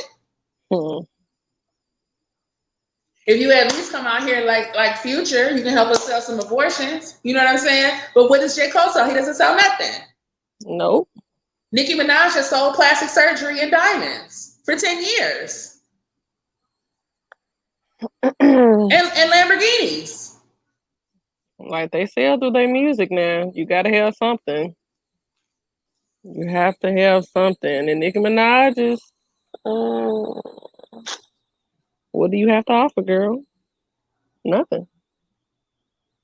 Then you add insult to injury with this marriage. And so I just feel like a lot of people feel like defending her and helping her because we understand what she's up against, and we understand, yes, there's a concerted effort to take you out and to destroy you even before your time so they can move in these other people. But at the same time, while y'all are participating and benefiting in the culture, and while you're on top and you got 10 number ones or 10 top 10 singles, nobody don't give a fuck about none of this shit. Then everybody want to get political and pro-black, and they want to have philosophical conversations and shit on the decline. And it would just be taken a lot more seriously if they did it when it cost them something. Right. Because for Nicki, it's just like, girl. How do you feel like her brother's case messed up her brand, Swear? Just because I don't feel like everybody even knows that Nicki Minaj has a brother. A lot of people forgot about that and didn't even believe it when it happened. Only people who know Nicki Minaj even has a brother are people who sit up on blogs. And people who sit up on blogs know the whole deal and are already a Nicki Minaj fan or not. I don't think that. I think if we hold women accountable for what the men connected to them are doing, then it's also another still form of sexism. Yeah. But at the same, and it's her brother. You know, in the hood, niggas' brothers is out here murdering people, and they mama still putting up money on their books and still sneaking in chocolate cake into the damn jails. That's what black women do. That's what women do for the black men and their families who go to jail, regardless of what they're going to jail for. They go out here and get lawyers. They put the property up. They send them their money, knowing good well the nigga fucking guilty. That's why black people ain't got no goddamn property now. That's why. You know, now, and you can't choose who your brother is. You know what I'm saying? At the same time, the marriage situation was optional. That right there was a full fucking. That was a choice. That was something that she could have avoided. And do she need to pay this woman? I mean, I don't think that. Once again, she don't have to pay for her crimes. At the same time, I think it would be prudent, and I think it would be. In an ideal world, it would be nice if the person who raped you doesn't get to go run off and be a celebrity and fucking live on a hill of diamonds and goddamn gold after they destroyed your life because you've been emotionally fucked up and your growth was stunted because they took your innocence away from you if it all happened the way you saying it happened. So I can understand homegirl feeling like I got to see this nigga on TV. I want some bread. You know what I'm saying? I understand that. I understand her perspective. You know, at the same time, if Nicki Minaj start cutting checks, she'll never stop cutting checks. You can't just cut everybody a check. But there should be some type of middle ground there. I think the way this little bitch going about it is real ratchet as fuck. Like, she's ghetto, her lawyer is ghetto, that real interview is fucking ghetto. The whole shit, you're not gaining no sympathy. And she kept saying for like the longest, it's not about money, it's not about money, it's not about money. But I'm just like, girl, you cannot control the after effects. I mean, this is what usually happens with people like that. We would love to see them dug up somewhere 6 feet under, but you know, once that time is served and over with, these people go live their lives. They do what they do. So, like I said, like it's just like what you stated. I can understand it, but it's just like I can understand it, but that's some shit you solve in the streets. Like, that's something only hood justice can get you. Right. I mean, that's because not if like it reality. were me, because it was me, and you don't see them motherfucking niggas though. And I dare them to pop up to do an interview. Write a rap, get back. I have a list. And this is why I say, no, I have to keep my channel. Because much as I want to talk shit, I have to keep my channel in case I need to ruin a motherfucker. Because I have a list. And it got about 10 fucking names on it. If the motherfuckers was to ever poke their goddamn head out. Get famous. Get popular. Get a like. Let them make a social media account. I dare you. You will have not on this planet. Not on this motherfucking planet, you ain't gonna be rich or famous. Not if I got nothing to fucking do with it. So if I were her, I'd be mad too. To keep the shit funky. But at the same time, this shit you deal with the street. You deal with that in the street. Right. This thing, you know what I'm saying? The man, everybody talk all that shit about the man and the system, but y'all keep calling the system. I would have called the system on the nigga the first time. You know where he at? This is why you have so much unresolved fucking tension and trauma, because the system didn't do nothing but make you relive it over and over again. This nigga popped it. He was gonna go to jail for some one way or another any goddamn way, and he's still a man. So he still gets to be fucking, go find some woman that's gonna treat him like, if she was the fucking rapist, if she had a child, statutory rape, any type of rape charge on her, she'd be a fucking single woman. She wouldn't be married to no motherfucking rich and famous nigga, wouldn't be putting his fame and reputation out there on the limb for her. This is what these men do. I mean, they puss up when it comes to the real issue. If that was the case, we still wouldn't even be looking at George Zimmerman. So, like, they whisk the fuck up when it comes to taking care of the women. So that's just the reality, unfortunately. But yeah, I mean, the women, and had she not had her celebrity That's what made this status, shit seem sketch from jump, was calling the police. Like, oh yeah. Hmm. girl, the police, you ain't got a brother, a daddy, somebody with a pistol? Obviously not, girl. I said the same thing. Like, what the By hell? knife, he snatched you by knife point. Girl, he wouldn't be married to Nicki Minaj and nobody else fucking with me. That nigga wouldn't have a ring finger to put nothing on. And now she trying to ignore, ignore what's going on in the courts. And I'm just like, girl, you married this dude. You have to deal with all of this. I mean, and you'd have brought a child into this situation. Well, according to Mob Radio, she didn't ignore it, but she didn't have a lawyer, and by the time she got the lawyer and all this other shit. But I don't understand why you wouldn't even already have a lawyer on standby, because this shit been bubbling up under the surface now since before the pandemic.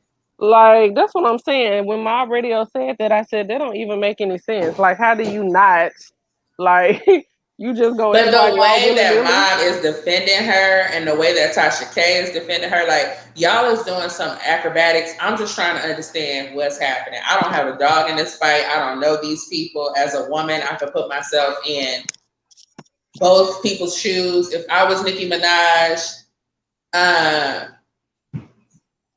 if I was Nicki Minaj and I believe that it happened the way she's saying it happened, I would have cut her a check in the first place and had a meeting, a sit down conversation, because I want to know her side of the story, so I know the type of nigga I'm dealing with. Off of basically a charge like that, and I would have cut her a check. And that's what I'm so confused about, because according to the woman, that happened. That happened. It said, like, minus the sit down.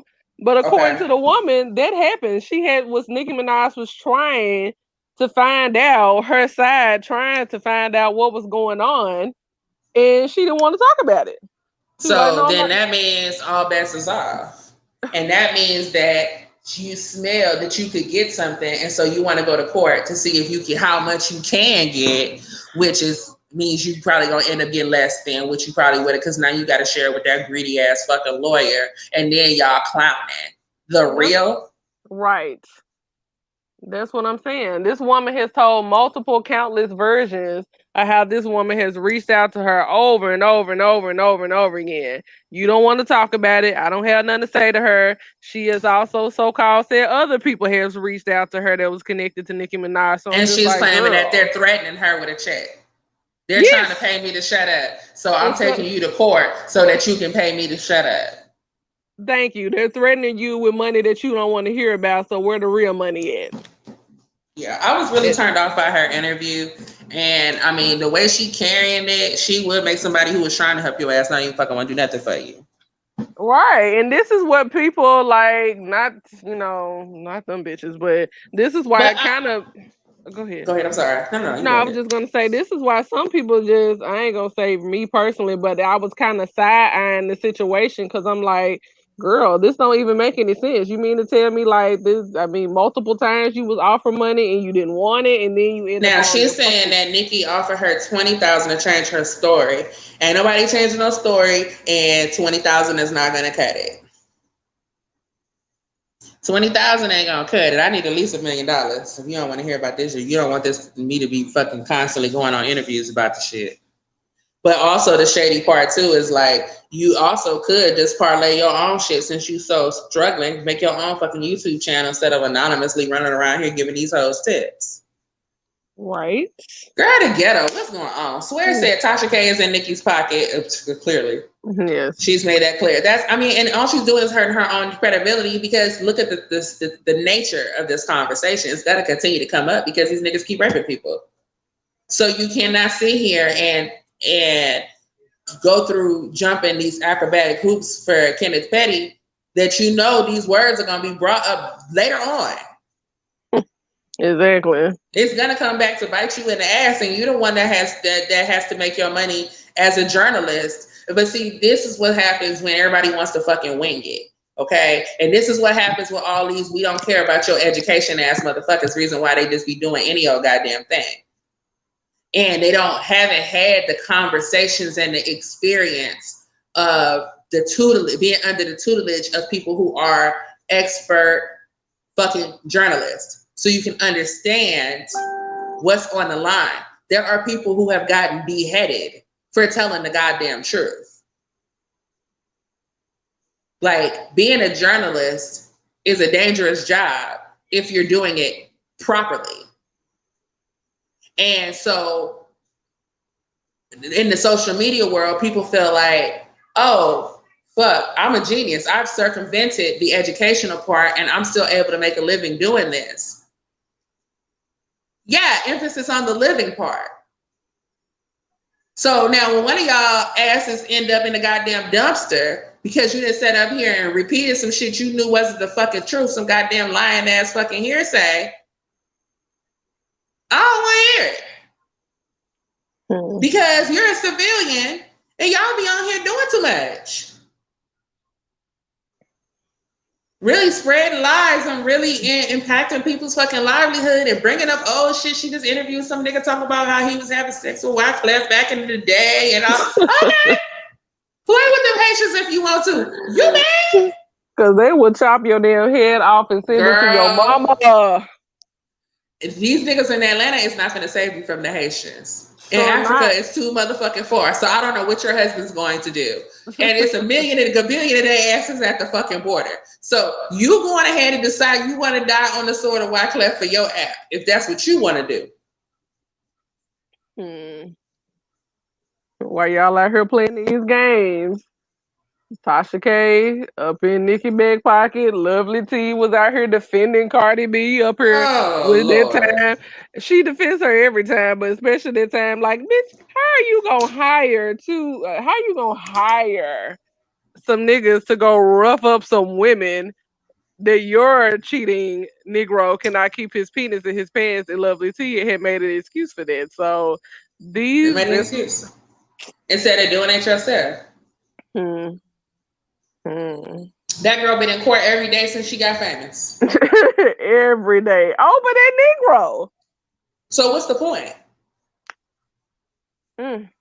What's the point in doing all of this for you to have to go to court every day, girl? I don't want to go to court.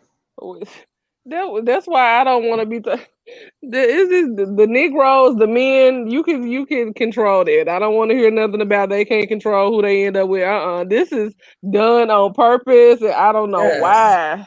Yes, because it seemed like a good idea at the fucking time. And then y'all hood rats and strippers, and you do hood rat stripper shit. Like fight over niggas in a strip club. It don't get no more ghetto than that. It does not. You up here. You have no home training. How you up here at the Harper's Bazaar event fighting over so-called social media? I said, this is the Harper's Bazaar, because somebody talked about your unborn child. And you set up years earlier and talked about a woman's dead child online. After you swear to God you wasn't pregnant till you was 9 months. And then went on the Breakfast Club and said that you didn't even want to keep the baby. Girl, it's just like, these are y'all role models? Because they're not ours. They're not ours. They're not ours. And this goes back to what I be saying about the dark-skinned women. See, dark-skinned women will cut your throat over Rihanna, Nicki Minaj, Cardi B. These are their leaders, not ours. I mean, I don't know if it's fair to say dark-skinned women, but they love the them. women. The dark-skinned women have some unlikely supporters in particular. Yeah, but I know for a fact I ain't never seen a dark-skinned woman that won't take up for Cardi B. Hopefully, Tasha and Lovely T are on the record company's payroll and not the celebrities. Well, we know for a fact Lovely T was dealing directly with Cardi B, and we know for a fact that Tasha K is dealing directly with Nicki Minaj. No, Karen Civil. Oh God, please don't! I can't take that. Who is not a record label? Nobody can figure out what she did. What did that So, thing say that I sent you? Her impeccable resume? hold on, ladies and gentlemen. Let me go get it. Can you do it for me? You have a device you can pull up Wikipedia? Yes, okay. Please Let's pull see. up Karen Civil and read her motherfucking Wikipedia so y'all can see this the type of shit. This is why I talk so much motherfucking shit. This is the motherfucking shit I be talking about. Okay. This what I be talking about. Okay, let's see. Here's Wikipedia.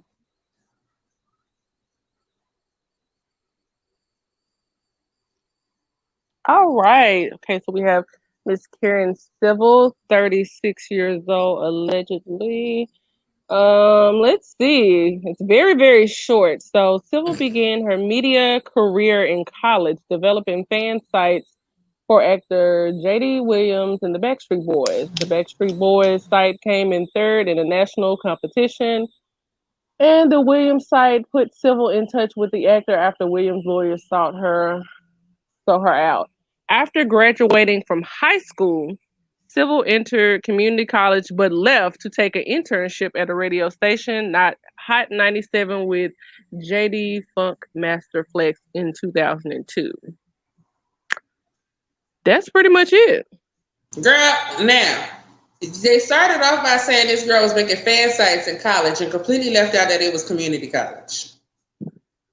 When you say community, if you are referring to a community college, you have to say a community college, because if you just say college, it implies university. And university implies a commitment to getting a degree. Whereas you can go to community college to take a class, for training, for a certificate, for something to do, because you go into the 13th grade to smoke cigarettes until you get you a fucking job as a requirement to live in your parents' house. Okay? Did they give us the name of the community college? They did not. However, because of her outstanding work that she did in the semester that she was at the community college, I don't know. It says that Civil has become a public speaker hosting events at universities, media outlets. No. I'm not done. Because y'all can color this up all you want to, but let's go back. Please go back to the line with the community college where she got an internship, you guys. Watch this. Please read that line again, please. Like this, like church. Call and respond. Please read that passage again, sister. Sister Taboo. It says after graduating from high school, Civil entered community college but left to take an internship at a radio station, Hot 97 with Funk Master Flex in 2002. Sister Taboo. When you get an internship, do they pay you in cash? No. Because they pay you in what? Experience. They pay you in college credits, no? Yeah, college credit and experience. But she dropped out. Oh, thank you very much. So I'm confused. So you never had any business being an intern at Hot 97 because Hot 97 could not give you college credits because your monkey ass had already dropped the fuck out of the goddamn college that was never a university that you never needed college credits for anyway, because what is you gonna do with a college credit at a motherfucking community college where you trying to get enough credits to go to college? And after doing just a little bit more of investigative work, okay, it says that the college that she attended was Union County College. It is a public community college located in New Jersey. Are there private community colleges?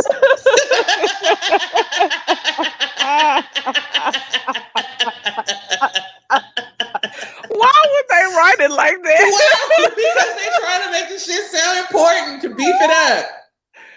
Oh, Jesus. What do you wear to a community college grade? Let me start. Because I ain't trying. This is why. Okay, my mouth is too bad. This y'all be emailing me later talking about, I'm at community college. Oh my God. What Rounds with News wrote that? I mean, that don't even make any sense. Oh, and then I know Cameron is really look. And this the part that Cameron gets so tired of them talking about, because he tried to warn them back in 2002 about when she ran off with their money. She literally stole like $100,000 from them. And nobody wanted to listen, and they said that Cameron was being a what? A colorist. Because she is dark skinned. Now, we need to go back to this community college that you got credits for after you dropped out. When I went to MTV, okay, you had to have private community college. MTV, any of these like, if you're gonna go in as an intern, you have to be getting college credit. You have to be currently enrolled. You can't have just graduated or none of that shit. You have to currently be enrolled. So why the fuck is High 97 taking you in as an intern and your ass is dropped out? That's number one. Number two, why would they even be taking it? So of all the college kids who have submitted applications from Howard, you're going to select somebody who's going to bumfuck Union Community College. So this is let me know that, okay, you are working off of relationships. Based on what? Because you may, I'm sorry, was that a fan page? Yes. Not a website. They're not saying this is a community fucking computer person. This ain't Mark Zuckerberg. Now she can build a social media fucking website conglomerate, a fan page for the Backstreet Boys now. They came in third. It came in third. It didn't even come in first. What is going on? It didn't come in. It came in third. And I think it's obvious that the internship came about from some other way than just simply applying. That's obvious because it's not passing the smell test through an HR department. So now, then you parlay that on to giving out Lil Wayne's prison email address. Yeah, because Civil later moved to Asylum Records. Then in 2008, founded her own website, KarenCivil.com, and a marketing agency, Always Civil Enterprise. That just sounds like some shady shit right there. You know, my criticisms of certain people, and this is Nipsey Hussle particularly, you know what I'm saying? And other people, now the man got shot in the face, now I ain't supposed to talk about the shit no more. But these are my particular criticisms because I was a Hampton University student going to the School of Journalism and Scripps Howard School of Journalism and Communications where the fuck I graduated. Niggas was not interested in dealing with me on a business type of fucking level. And I worked at MTV. I was working there for the motherfucking company. Thank you. I work for MTV, and but here y'all will take a bitch seriously because she has sent out some goddamn emails for Lil Wayne. Y'all don't know the difference between a community college and a motherfucking university. So somebody could tell you that they dropped out of community college,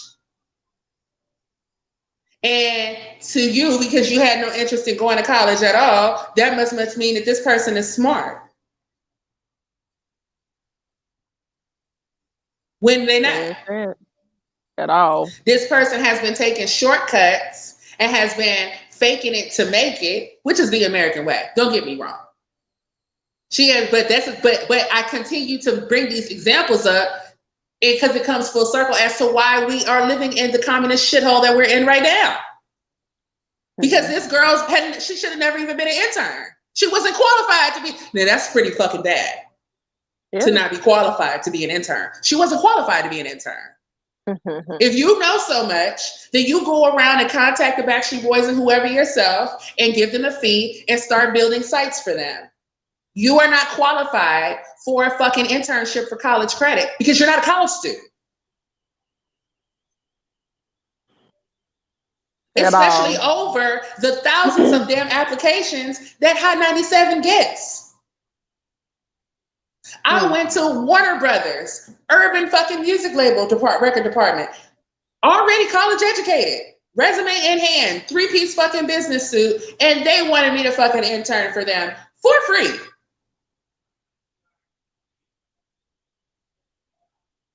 Because they ain't got no money like that in the urban department. And they had all these fucking interns, just number black kids down in the basement, moving boxes and shuffling shit around and just working for them for free, just like it was no tomorrow. And these kids was going at least to Cal State Northridge or something and working for free. And they call that paying your dues because everybody else once you get past the entry level part, everybody has their stories about all the little bullshit internships and jobs and shit people took. Now, I did not take that job. I told to kiss my ass because I need me some points. And the funny part is the guy who interviewed me, we ended up working together anyway at fucking MySpace. We never want to talk about that. But because he acted a fool and he was acting like he was all that. And yeah, 50 Cent sent me these shoes. The whole interview, he talked about himself and how hot shit he was. And then his ass was pushing boxes. And waiting up not running shit and being somebody else's flunky. You know what I'm saying? Like, But so that's not literally paying your dues. And when I worked in radio, that was my criticism, my issue over there. Okay, I've done the shit internships. I got fucking not only a bachelor's degree, but I also have a master's degree as well. I have experience doing all of this. Y'all not gonna continue to put some fucking any old body over me. You're not gonna continue to promote people over me who are less qualified. I'm sick of looking at this shit based off of some outside relationship that's unprofessional. And then you turn around though, and the people who know their shit are the ones who keep everything moving like a well-oiled machine so that you even have the funding to hire your loser ass fucking friends. What being so there an should be immigrant no won't do surprise for you? Well, it will work wonders for you. Wonders. Well, especially if you let Hillary Clinton fondle you as a child. I shouldn't say let. You were abducted. But if you get abducted by Hillary Clinton, then it makes sense. You wasn't sitting up with a whole bunch of black people listening to fucking Backstreet Boys enough to where you start no fake goddamn fan page. Because I was a Backstreet fan. Coming up with a bunch of white, I still ain't I ain't bought one Backstreet Boys t-shirt, ain't been to one concert, and damn sure ain't started no fucking fan page. So who was you hanging out with? That's what I'm stuck on. Sister Taboo. I mean, and the gaps, like, I mean, nobody can get a job anywhere with this many gaps as this bitch got. I mean, let me just go back and just do let me look at some more stuff because so she started there in 2002 at Hot 97. Then she got connected with the diplomats, robbed and raped them real quick. And then in 2010, that's when she started the Weezy Thank You and started, talking to Lil Wayne when he was at Rikers Island serving his time. And then from 2011 to 2015, she was fucking Lil Wayne baby mama boyfriend. Yeah, while being the digital marketing manager at Beats by Dre. So we need to all go on ahead and throw that in there. Now let's talk about how you did digital because when they came out with the Beats by Dre laptop, and I was sitting over there at Aftermath, and one of their producers, who shall remain nameless, handed me the fucking laptop and said, "This is the price. 2 models. I got one. Dre got the other one. Check it out." I opened it up. I fucking looked at it. I turned it on. I did laptop shit, and I said, "The fucking speaker suck. How you got a Beats by Dre laptop with regular bullshit laptop features?" That's one of the main complaints about a laptop is the speakers suck and you got to use speaker attachments. Wouldn't it make sense for the Beats by Dre people to have Beats by Dre technology in the motherfucking laptop, which started a 40-minute long argument where every man in that room told me that it was impossible, it could not be done. Only for me to be sitting up watching Jerry Springer 3 months later and the commercial to come on in the middle of the night. Introducing the new revolutionized Beats by Dre laptop with the Beats by Dre technology in the speakers, which keep in mind the original never came out. So how is the new one? So simple. Now, I wasn't paid for that. Not only was I not paid, motherfuckers would probably act like they don't remember that goddamn conversation because they showed this motherfucker went off there and fit, which was the intention anyway of them showing it to me because they fucking knew I knew. And as I sat there and had that conversation, I had a media management degree. So how the fuck is it that you fuck niggas go pay this bitch who was the goddamn Backstreet Boys fan page motherfucking? So I just watched Selena yesterday. I don't trust no bitch making a fan page. I just finished that Selena series on Selena Quintanilla on Netflix. So I don't trust no motherfucker sitting there making no fan page.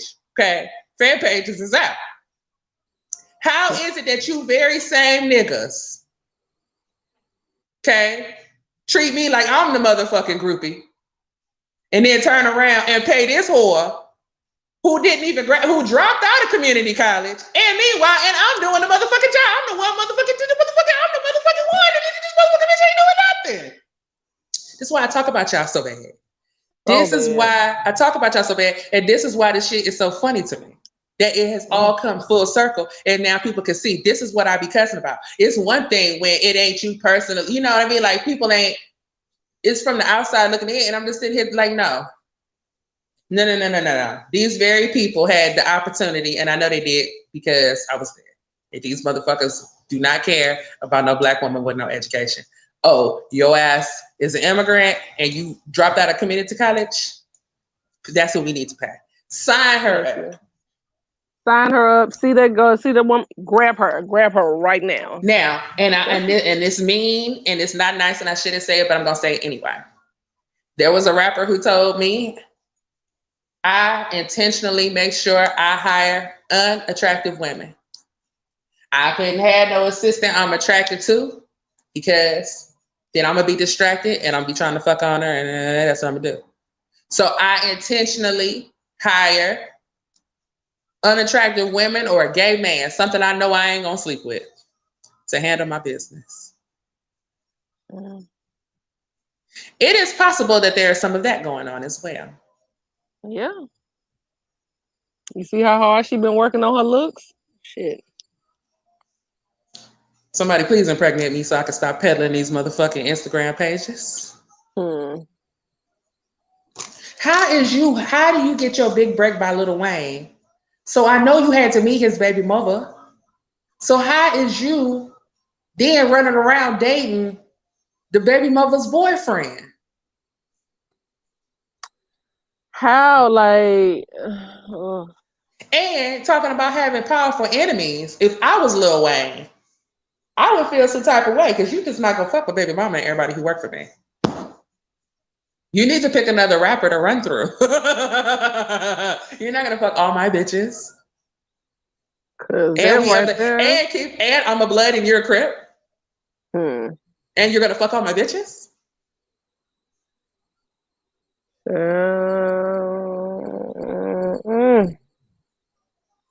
damn.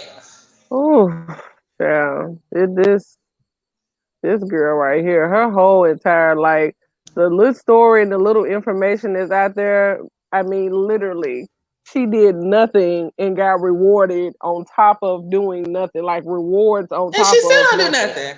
And still, I'm just like, what? Like, how did she even get? I mean, this bitch got a line with, I mean, it's K-Swiss, but still, she got all these endorsements for doing nothing.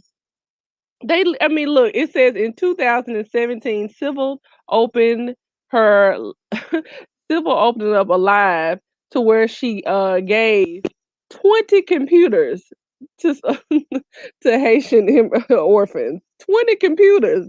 Girl, like, that's it? And you turned around and got a deal with K-Swiss because you gave 20 refurbished computers? But you don't even have a fan base. Why a deal with K-Swiss to do what? To do what? Only time somebody know who you are is when you scamming. You ain't got no album out. Why would somebody need them K-Swisses from you? Oh yeah, I need them Karen Civils. She even have an event called Karen Civil Day. That she's been doing every single year since I've seen that because I've seen some suspect. I'm telling you, when I seen the pictures and I seen some people that I knew that were there, they are very much social climate people that would very much pay for relevance. Yep. That is the way I feel about the people that were in attendance. So now it's all making sense. And for me personally, it's especially irritating because a lot of these people are, but see, this is the way black folks work. If you ain't name dropping and flashing money, you know what I'm saying? If you're not, because see, these people who are a little, what's the word I'm trying to use? Some people got to do a lot of shit to be seen. So some women, you know, name brand everything, this and this and that. If she fit in more into the LA aesthetic, then she wouldn't have to do all of that. You know what I'm saying? But when you outside of the aesthetic, you then it's like, okay, well, let me wear all the designer shit. Let me do this, let me do this, let me do that to make myself appear like I'm such a boss and I'm so important and I'm so this and that. And that's what niggas is attracted to. So they shouldn't be surprised that the foundation of a lot of this shit is weak. Like, because y'all not really checking people's resume.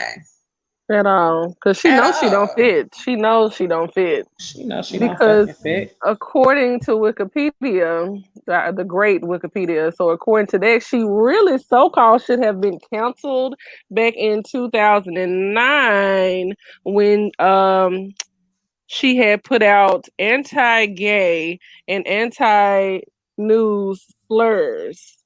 Wasn't no canceling then. Wasn't nobody getting canceled in 2009. But it resurfaced in 2016, but her mama, Hillary Clinton, cleared it up for her. No, they literally said, we're not responsible for what somebody does that's not even, she's not on our payroll, she's a volunteer. But for Hillary and them to make that statement and then turn around and try to get people fired from their jobs for voting for the sitting president. Thank you. And so let's also talk about that, because now the Fuck Donald Trump song, YG is still here, so he should be held accountable. Because why isn't YG involved in the conversation we're having now politically?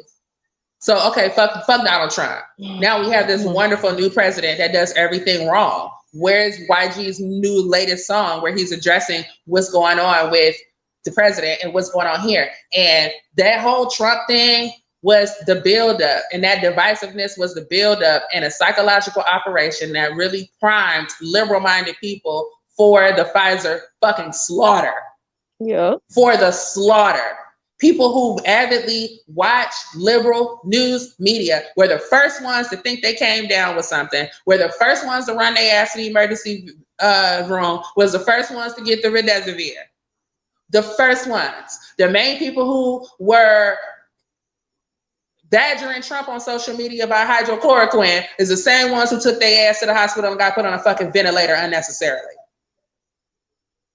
So now, YG, black ass, jumped out here from Compton, no fucking education. I don't even know, did he finish high school? I don't know. Let me go search. He don't look like it, but you be surprised, please, because please, Sister Taboo, if you could go on visit us back to the Wikipedia and find the passage here on the educational background, because some of these rappers look dumb as hell and they be in graduated high school. Yeah, that is true. And be acting ignorant to turn your kids out. But why isn't he being held responsible? Because the black community did not even get an opportunity to dissect Donald Trump or his policies and whether or not he was good for the black community. We hadn't even gotten around to having that conversation because he hadn't won the Republican primary yet. Before black people got around to discussing Donald Trump, Karen Civil has already been tasked by Hillary Clinton to have a hip hop hit piece put out in Los Angeles, which is an immigration stronghold. LA has the fucking invested interest in the immigration policies and people in Texas. So, Nelly is not going to serve your purposes. A New York rapper is not going to serve your purpose. We want to get some underground, but popping enough for people to know who they are, but broke enough to fucking need the money. Exactly. And then funny how after that, now you're on track for Grammys and shit. Because you did the Democrats a favor by turning the black community against the one politician that was giving you any fucking glimmer of hope. Yep, the slightest. To turn around and to send you back into the Democratic camp that is now literally poisoning you to death. So why is there no consequences for him? Other than his own fucking stupid ass consequences, his own stupid ass life choices. Because according to Wikipedia, Kenan Dequan Ray Jackson, better known as YG, was born. What? Kenan Keenan. Is it Keenan? I'm pretty sure it's not, but we can go. You can be nice and say Keenan. Can I? It's Keenon. So to be nice, I say well, Keenan. we know who didn't finish high school. Right. Because he was born, let's say Keenan DeQuan Ray Jackson was born March 9, 1990 in Compton, California. His stage name is YG, stands for Young Gangsta. Jackson joined the Blood Gang in 2006 at age 16. His father served time. 16? 16? That's old enough to drop out of school and get a job. Fuck start gangbanging at 16. This nigga started late in the game. You late. You should have some bodies under your motherfucking 16. Nigga, you should have that teardrop already. It said his father served time in jail for tax fraud. You see what I'm saying? These are the worst criminals. So your fucking father is a white collar criminal. First of all, the fact that you and Wikipedia know your daddy. Yep. Then he a white collar criminal. Fix it, Jesus. Y'all can't do nothing right. Y'all can't even gangbang right. Lord, take me. I mean, just what is going on? Oh Jesus, my God! Please continue, because I know this shit get better. I know it do. I mean, as far as his early life, that's as much as we know about Keenan DeQuan Ray Jackson, and he laid in bed with Kehlani, that lesbian, in 2019, and he's a vegan. So because he's a vegan, yeah, he's a vegan because he has very, very poor health. Oh yeah, I bet. So I just. I mean, what does it say? He got shot. Okay. He was a sick gangbanger? Yeah, a sick gangbanger that had to go vegan. With allergies? Oh my. You know that nigga allergic to everything. That's what they mean by health issues. Yo, oh God. But this is the part that's funny to me. It says YG faced controversy on October 28, 2019 after kicking out 17-year-old fan Austin Joyner at his concert after fan refused to curse out "fuck Donald Trump" on stage. Joyner was pushed by the rapper and called a racist before being escorted off stage. I know that the Lord knew what he was doing, making me a fucking girl. Because if I was a dude, I'd be punking. I'd have whooped his ass. I'd have sent him back to school. I'd have sent his little sniffling ass right on. Go, boy, go do some taxes, child. Look at here, you, Mr. I can't handle gluten. How you gonna kick me off a stage like that? That your daddy a white collar criminal, and you can't eat gluten. And you can't eat gluten. Your dad a white collar criminal, and you go call this boy a racist, and he was nothing but 17 years old. He was celebrating his birthday. So where are you now? Where? Now.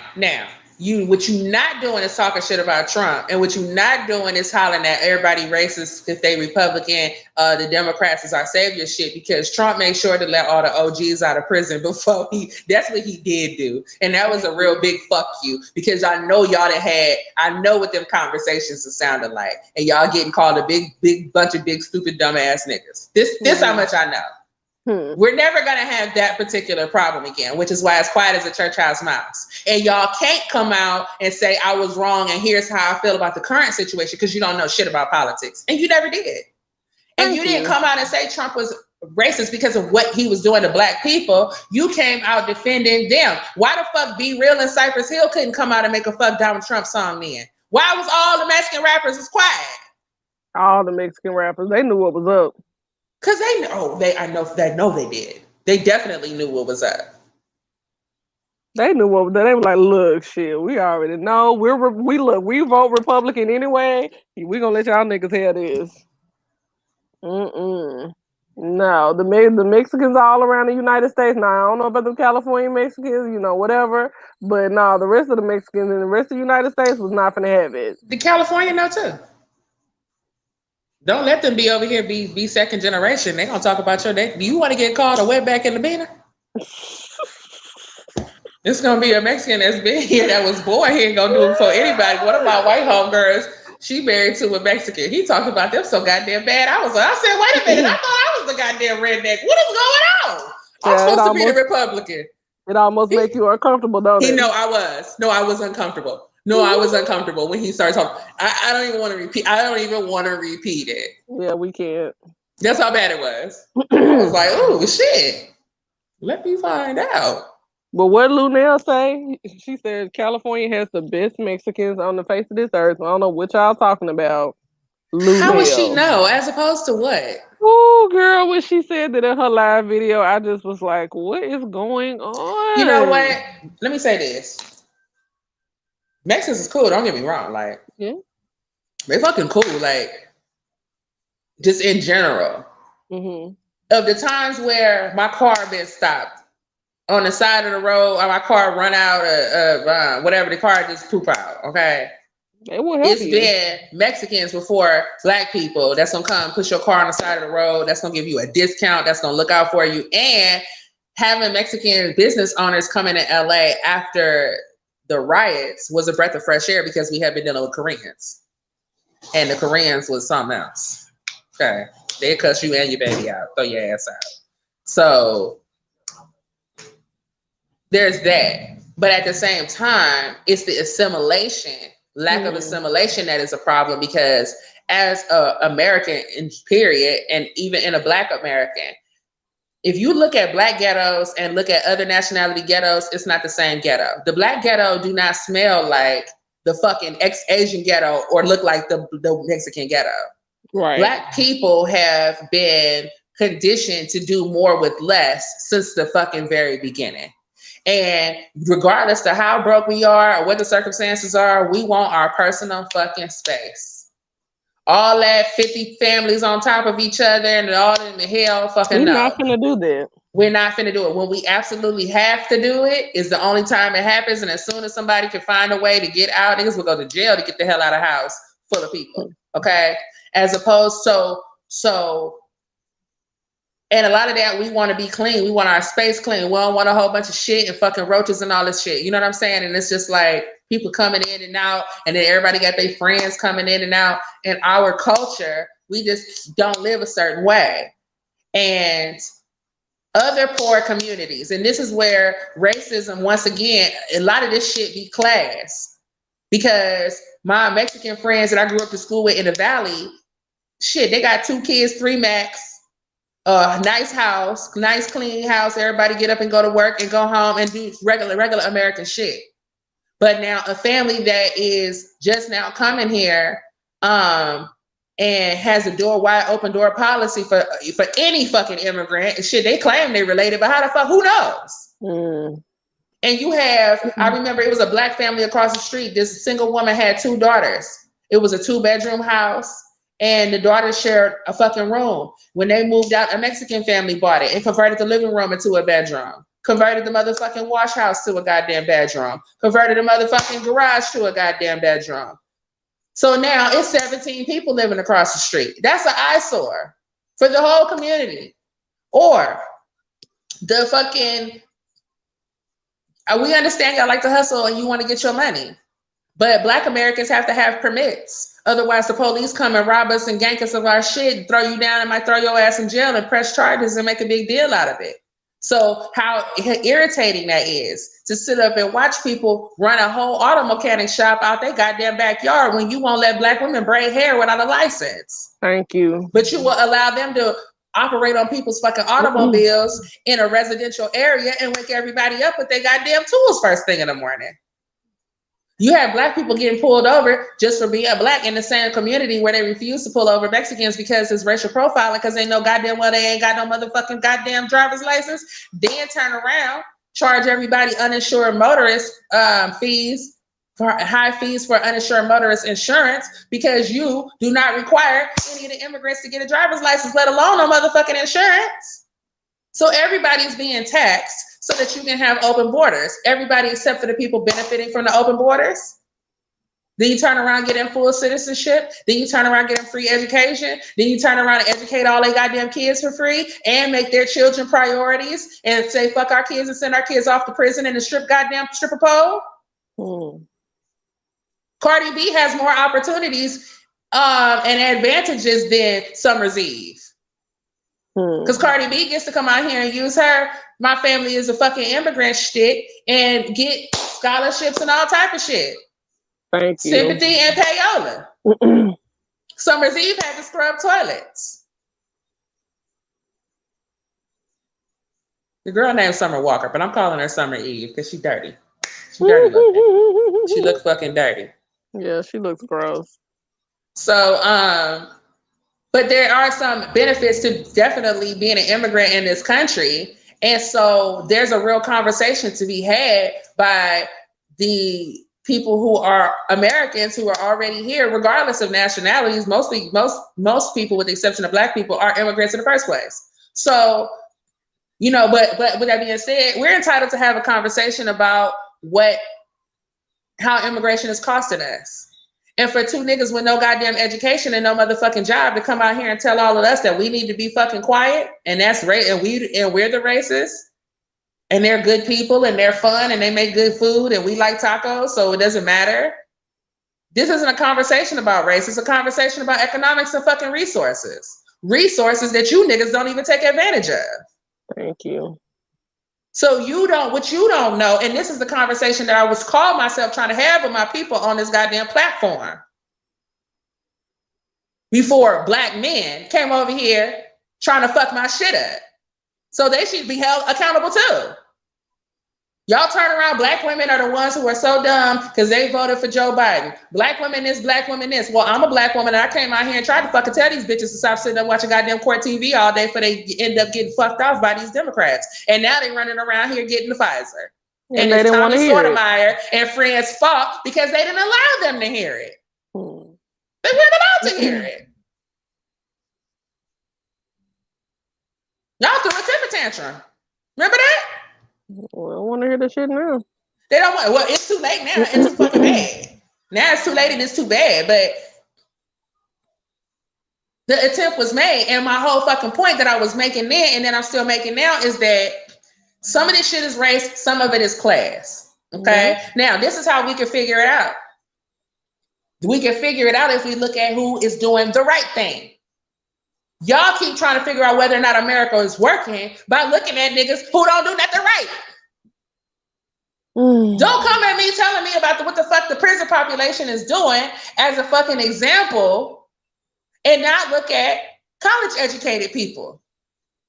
Because there's a lot of different factors that can land somebody into fucking prison, but some of those factors are overlapping with people who are not in prison. So ask them what they did differently and about their fucking experiences. And I can tell you from somebody who meets the same demographic as these niggas over here singing fuck Donald Trump. But here's the difference. I went to college and you went to pimping. I went to school every day and did my fucking homework because I wasn't coming back here. I didn't do detention. I wasn't doing no after school shit, summer school, fucking in school suspension. I wasn't Big J. Thank you so much for sending me $100. I greatly appreciate it. I sure wish you would have sent it to my PayPal instead of YouTube taking their 30%. But I greatly appreciate you. Yeah, I get it next month. You my voice because I'm exhausted from saying the same shit. Well, yeah, talk to people who are doing what they're supposed to do so you can see what's working and what's not working. So this is my whole thing. I'm saying, wait the fuck a minute. The Democrats keep telling you that this particular issue is the reason why these people aren't fucking making it, but they're only looking at this particular group, and this particular group is doing several other fucking things wrong. Yeah. Now, look at this group, look at my demographic of college educated Black millennials. And then tell me if we have gotten out of the system what we put in. This motherfucker sold dope. Now he in jail. He getting out what he put in. But now, if you went to college and you still below the fucking poverty line, then what? If you went to college, you understand what I'm saying? Mm-hmm. And you still fucking struggling and you not a baby mama. So let's look at those factors as to why is our middle class not growing? Why are college educated kids? Why are they underemployed? Why aren't they buying homes? Why are they not able to put their kids through fucking private school? Don't keep reading to me the statistics of people who are not trying to participate in the system.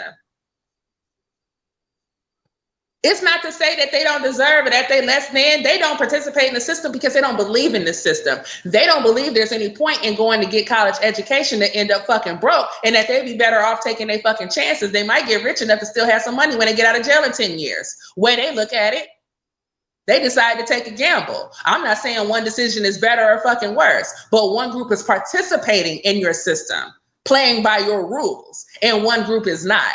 So if you want to find out if your game is working, then you need to assess the people who are actually playing your fucking game. And you refuse to do that because when you do that, you find that, yes, the college educated Black people are experiencing racism. And then you turn around and look at where they work and you find out that the white liberal is doing it to them. This is why. I know why y'all don't ask me.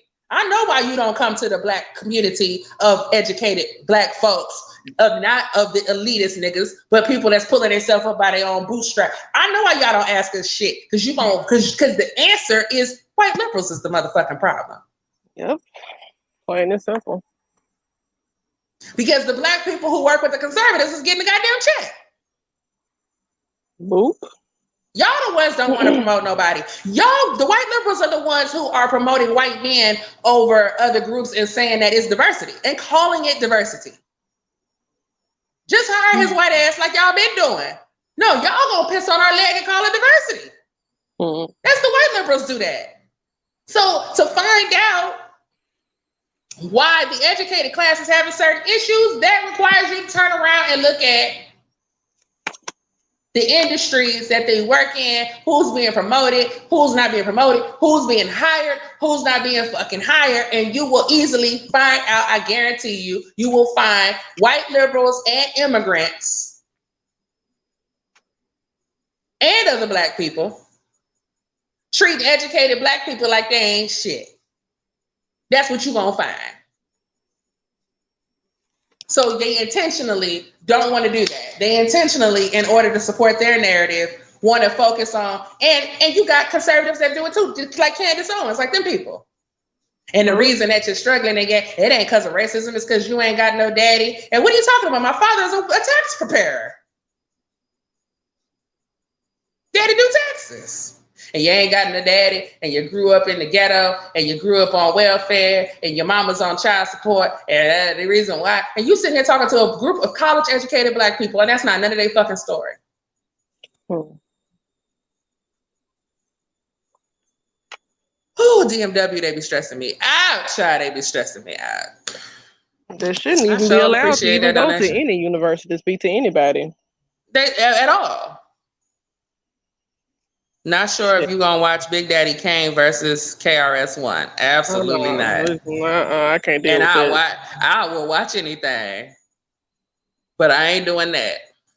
I don't like KRS-One for starters.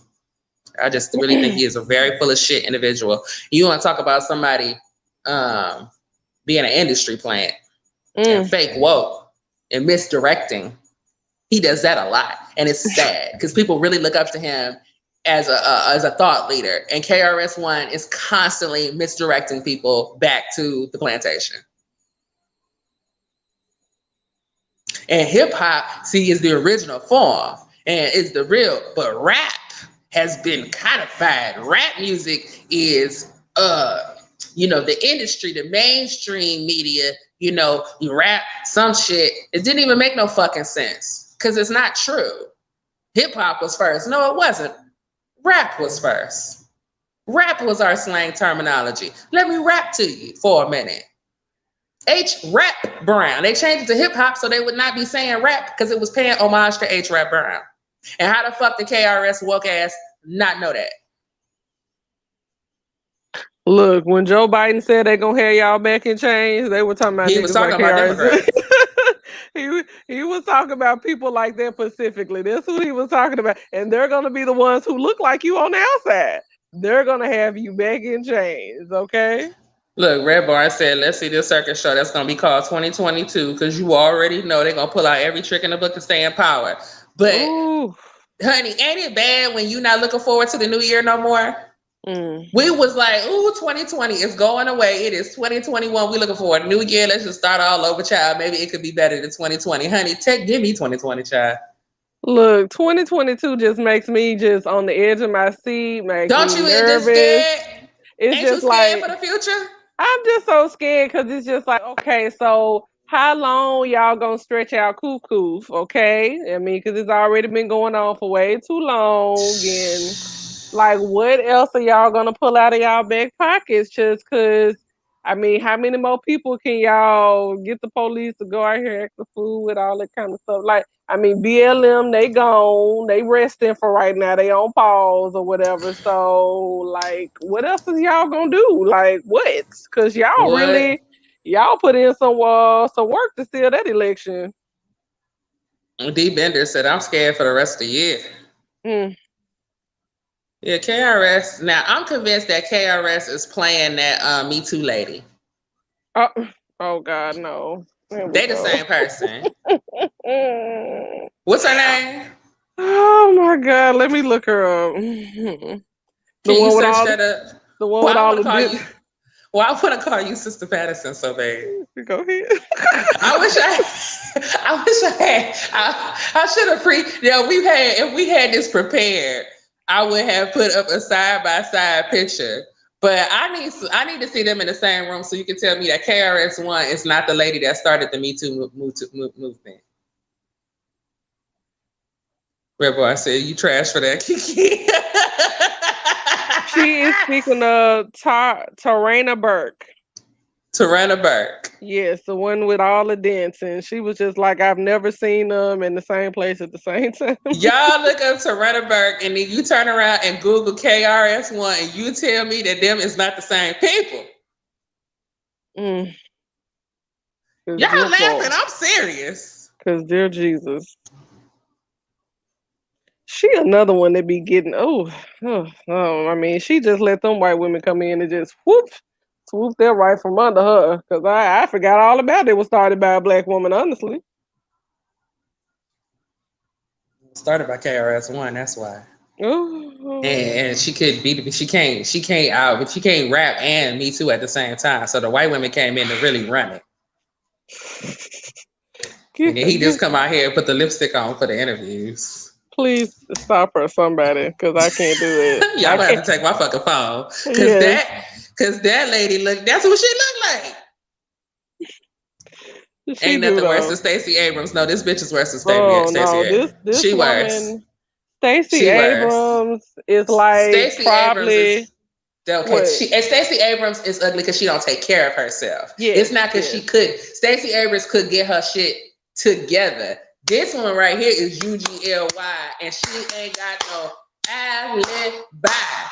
And then for you to be, let me start, because I ain't got nothing nice or politically correct to say about that. Yes. Because this woman right here, you want me to believe somebody forcibly held you down, child, girl? I don't motherfucking believe none of it. We need another motherfucking advocate. We need another advocate. Child, I ain't never gonna be famous. It's never gonna happen. I'm just not in it. It's never gonna happen. It ain't never gonna fucking happen. I ain't never gonna be famous because I ain't never gonna get it together because I can't help myself. I shouldn't say it, but I just don't believe. I don't believe. They say rape is about anger. What was they mad at? Oh, Jesus. Lord have mercy. Because I mean, like, the whole premise of why she started the Me Too movement was something that happened to her, that she said that she was raped when she was a child and a teenager. But it was diverted away from children, and it was just like about grown women. Yeah, it was diverted away from children altogether, and it was like, and see, that's not fair, right? Because now that's a pedophilia situation. You know what I'm saying? And that's a whole nother type of sicko. But you're trying to give off the impression that you were an adult woman and that another adult human male was so fucking hard pressed to hit that. No, that's why I was like, how did it ended up even turning into something from adults when this is stuff that happened to you? Because Nana, I can't even believe she have a child. See, look, I'm starting in with you too. Lord, stop me. I'm just That starting bitch is in. ugly as fuck. Oh She ugly than a God. motherfucker. She ugly She, than a motherfucker. And somebody should be oh, able to say something. God damn it, enough is enough. because she's not attractive. I And mean, let me like ask this: how come the manosphere don't go in on that type of shit? they never It's do. subtle conversations about Me Too and black women this and black. Talk about that motherfucker ugly ass bitch. Ain't nobody gonna say nothing. They never. Have at it. They Have never. at it. They never discuss that ever. Y'all want to They talk come about Meg the after. Stallion? Oh God. Meg Thee Stallion is a fucking rapper, and her music is silly. She's silly. She's a fucking silly ass kid. Talk about this goddamn Tyrannosaurus Rex running around here Ooh. talking about Me Too, lying to her goddamn teeth. Talk about that shit. See, I I had no can't do. idea it had nothing to do with no pedophilia. I thought she was trying to tell me some grown man. I didn't now. I never believed that. Yeah, that's what I remember. I brought that up to someone. Of course, I should have chose my, audience carefully because I was talking to a bunch of liberal black women, and I was just like, that was so odd to me that this is something that was rooted because of childhood trauma, but the women somehow or another, the grown-ups took over. Oh, that me, I need trauma. She's beautiful. I was like, oh, I she mean, it what? said I'm grounded. I I'm mean, grounded. yeah, No I more think it's time fair. out. I Okay. think that, but they Hey, never talk about, huh? if you grin, you in. Oh, If you grin, you in. If y'all sat there and laugh too, you going to hell too. So you may as well go ahead and get the whole laugh out. so right about now we have 38 first class First uh, class flights to tickets. hell. So let me get y'all tickets ready. Let me get y'all hot tickets look, ready. look, you ain't getting eternal damnation, but you gotta spend a weekend on Coles. Because you Look, sat there and you laughed at that shit. And you knew thank I you. was wrong. And you Whew. laughed anyway. You know why? You Because it was funny and she looked like KRS-One. That's why the fuck you laughed. and That's see, why you laughed. I have tried to hold it in so bad because I'm not gonna laugh. And the I'm rest just of not my gonna do jokes it. are just absolutely despicable and You just tasteless. So it I'm says gonna stop there while I'm ahead. Tab, you just reminded me of BLM. I forgot. I mean, I'm just saying, like they did, they did. I'll save them for Tabitha later. Mm-mm, mm-mm. See, I am trying my best to get into heaven. I'm trying my best. I'm trying my Woo-wee. best because I am not at this point. I can't even believe that it would be a liberal in heaven. Like, because I am trying and You know they say the hoping. Lord take care of babes and fools, so Whew, probably so. Because I don't know what we doing that's wrong. Because every time we open up our mouth, like we get blocked. Like I think I'm kicked off of Instagram. Like I don't even know. I don't know, but there's some people. If I catch their ass in heaven, I'm asking for management. If I get there and see Kim Kardashian, where is the motherfucker? Who in charge? St. Who is in Peter, charge? who is at the front door? Peter. Peter. Okay, because we all could have got naked and did something strange for some motherfucking change. Okay, we could You have all mean did that. you mean to tell me I don't have a porn tape? Like, but how did this And we person get here. here? And we here. Thank you. Like, come on. No. Mm-mm. You ever get put in a group at school and wonder if you slow because everybody else in your group slow? You're like, oh, is Oh this my fucking slow? Am I in God. a slow group? Did you Like, put me here so that they would to make sure that they ass is passed because you know that they slow, or you think little of me too?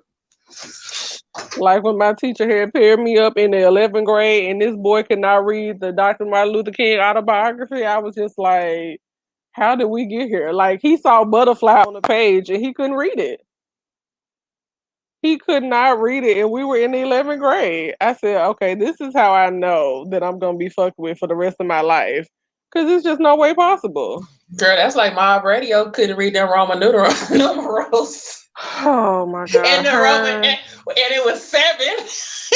She was Ooh. like, she said VII. Y'all know I ain't good with these Roman Ooh, numerals. Jesus. I don't know what bothers me most about her. Her Michael Jackson nose, or the fact that she, when she talks about politics, it just makes my flesh just crawl. I don't, mob. I don't know. That poor child right there. How you not gonna be, girl? You know, bless her heart.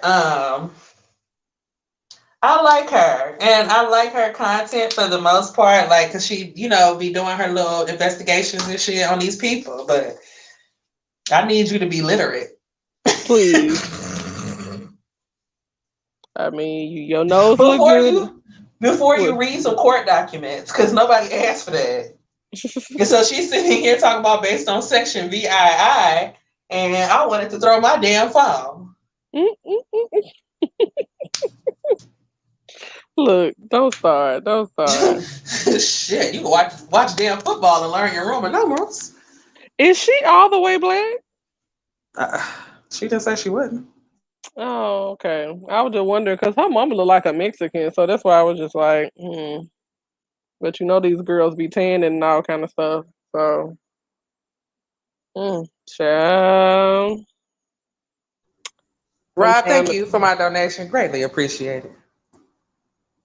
The internet gave the illiterates a voice on the platform when they are incredible. They're uncredible at all. See, Ali, not credible at all. Like, where are the credible people hiding it? Just where are they? I mean, besides, maybe they're all shadow banned like everybody else. I don't know. Or they just said, you know what? Fucking, I'm tired of it. Whatever's gonna happen is just gonna happen. Don't talk to me for the rest of the year because we don't know what's about to occur and what's finna pop off.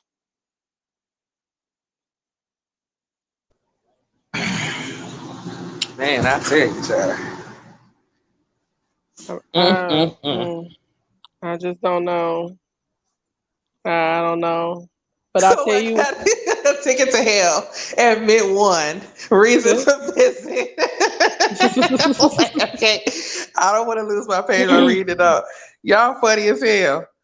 Oh shit! What did it say? It says the fact that the elite set it up that Kamala would be the first, in quotations, black woman and woman period is the worst damn joke in history. But no, dude, you know that it's so funny that you said something about that. What was crazy to me is that the Divine Nine organizations, all of the presidents had met with them, and then 5 minutes later, we see a notification that they had cut the funding for the HBCU colleges. I was just like, what was in the agenda and what did y'all talk about? They said that they talked about health, voting rights, and education. So you mean to tell me y'all didn't bring up funding not one time when that's what y'all complain about the most? Well, they never needed the funding. Oh. And on top of which, because mind you, they didn't ask for the funding. Trump gave them the funding. Oh. They didn't ask for funding. Trump was being called a racist, and Trump volunteered the funding. So nobody can say he wasn't doing nothing that specifically helped black people. And Democrats aren't going to be satisfied with that because they don't want money going to education. Ugh. For what? For what? They make their money off of poor niggas. They make their money off of fatherless children. They make their money off of unwed mothers. They make their money off of criminals. They don't make their money off hardworking black people. And that's not their constituency. And why invest in you in your education when you just gonna grow up and get a fucking clue and stop voting for us? Anyway.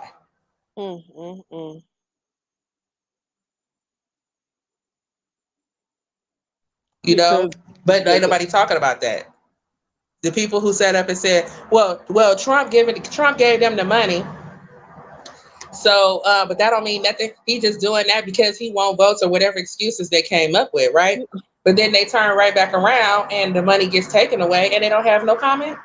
I mean, how y'all don't have nothing to say about that? I said, now, wait a minute. Because they cowards. 9 presidents. 9, all 9 of y'all. And you mean to tell me 5 minutes later, I get a notification on my phone and everyone is quiet, but yet when Trump gave y'all the most money, you're just sitting up there like, oh, no, we don't want this. We don't want, What? What you need? Okay. Well, we should have known that heifer went to Howard. And not only did she fucking go to Howard, y'all running the country like a damn HBCU. That's why this shit is a damn mess. You got that right. Girl. But I always got to preface it. I went to the bougie school that the HBCUs got to fucking offer. So Hampton is not a reflection on all HBCUs. But we learned that very quickly. Very quickly. Because we would go party at other schools and be like, ooh, child, this is ghetto. I need to go back to my home by the sea, child, where I'm safe. Child, when they be having that whole Howard and Hampton debate, it's just they can't. There's no denying the fact that Howard is the ghetto. You cannot argue. They can't even argue with you because they know it's the truth. Ooh. And how many sellouts y'all that pushed out? Girl.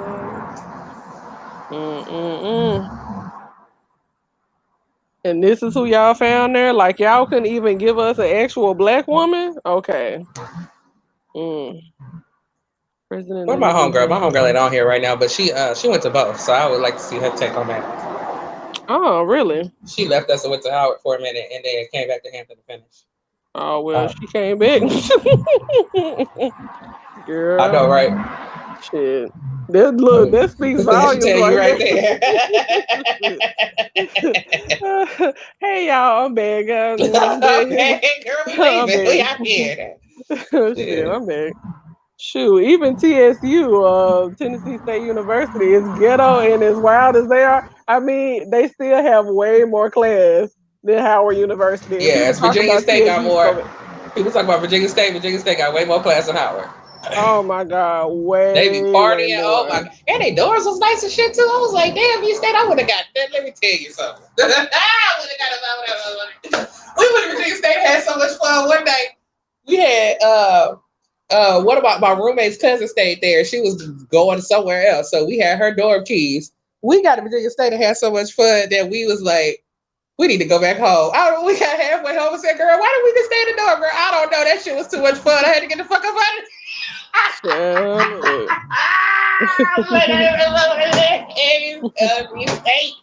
Child, we trying to graduate. Get me from over here. We ain't gonna be nothing but pregnant sitting around here with these motherfuckers over here, child. I'm telling you, baby. Lord have mercy. Ooh. Because Virginia State, yeah. Even, I don't know, even Bethune-Cookman, like, what do you think? I can't stand when you talk about Bethune. You talk about this so bad. Because of how they acted. Because of how they acted when that lady came down there and tried to ask them what they want. Tried to get bougie. Like, did you ever see that? That show on Bethune-Cookman that was on Netflix? No. Girl, how the majoress was sharing uniforms and all that. I was like, so are y'all the same Negroes that tried to get all up in it when this woman asked y'all what y'all wanted? Yes. But your school is literally about to fall in the swamp? Okay.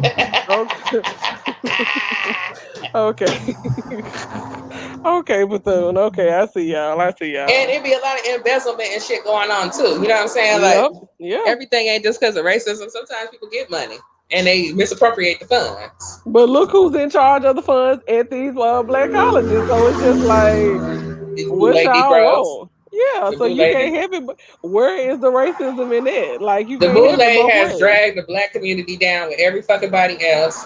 And right now, where black people say, wait a minute, now y'all taking it too far with this mandatory shit. Okay, we got enough laws and rules to follow. Now y'all want to add some more shit and get in one more reason to be policing us and then all up in our fucking business for no reason. And here comes the bourgeois class telling everybody to get back in line and go along with it. Oh, God. And I don't know why Kyrie Irving acted surprised with his woke ass. Because he should have already fucking known what the NBA was all about. I tried to get that Q dog I was telling you about. That's a Republican. He is so disgusted with my friend. He won't even talk to her anymore. I was like, can you just pass me over his information? Because I would love to like have him on like my homegirl show or whatever to talk about politics and shit. Because he said he tried to talk about it with her and he was like, that was a mistake because she's a liberal, so you can't talk to them about anything. Said, girl, talking about something, I prefer my men to be Democrats. So you ain't been listening to nothing nobody been saying? Okay. You want your man to be a Democrat? Yeah. Good luck surviving in this shit. He might out here scared he gonna catch something. Girl, because you gonna be out there chopping that wood when the apocalypse is their time. Because he ain't in the dark with the flashlight. She got scared when the Q head told her, "Do you got your kit, your survival kit?" She was like, "What I need this for?" He said, "No, see, we can't even Yeah, talk." so we can't even talk because you don't even know that this motherfucking high level terrorist alert. He said, "I should have known something anyway. You a LPN, y'all out here taking the vaccine and pushing this agenda and all this kind of stuff." He said, "No, I gotta stay away from Lying and shit, lying to people, talking about lying to people when you ain't even been paid. Run out here telling all your friends and family that'll listen that y'all is understaffed and the hospitals is to capacity up here when they lying." wasn't. Meanwhile, TikTok got so many nurses and doctors and everything. How y'all have time? Like it's an apocalypse there, remember? Yep. Hey, Schmeckle. He said we Shemeka. funny. It's your girl, alma mater. John Hopkins is my great alma. I give a secondhand embarrassment at the lies JHU on the media research reports. I'm telling you. Ooh, they know they lying. Oh, you went to VSU? Did you have fun?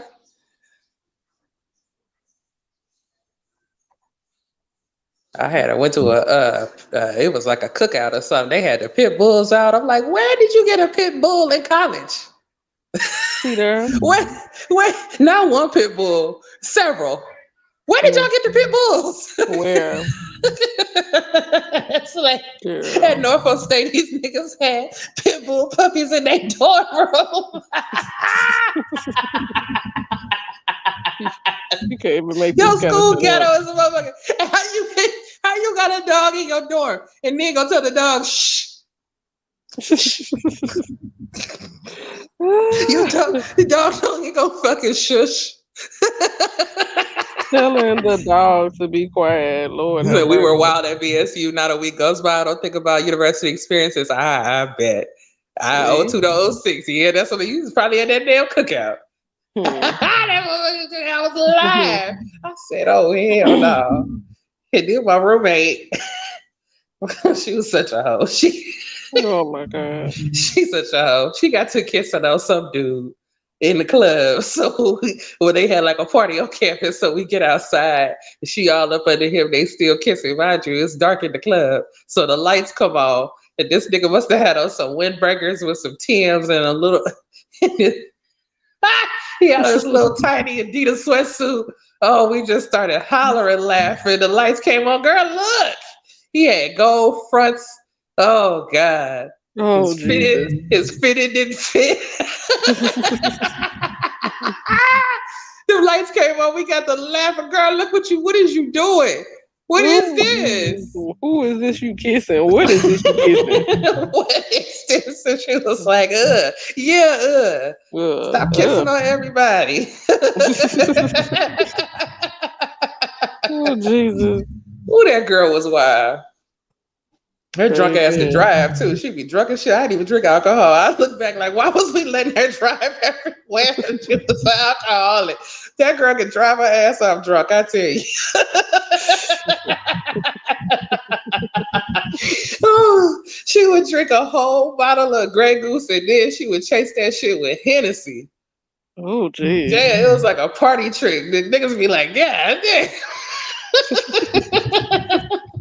Oh, crazy.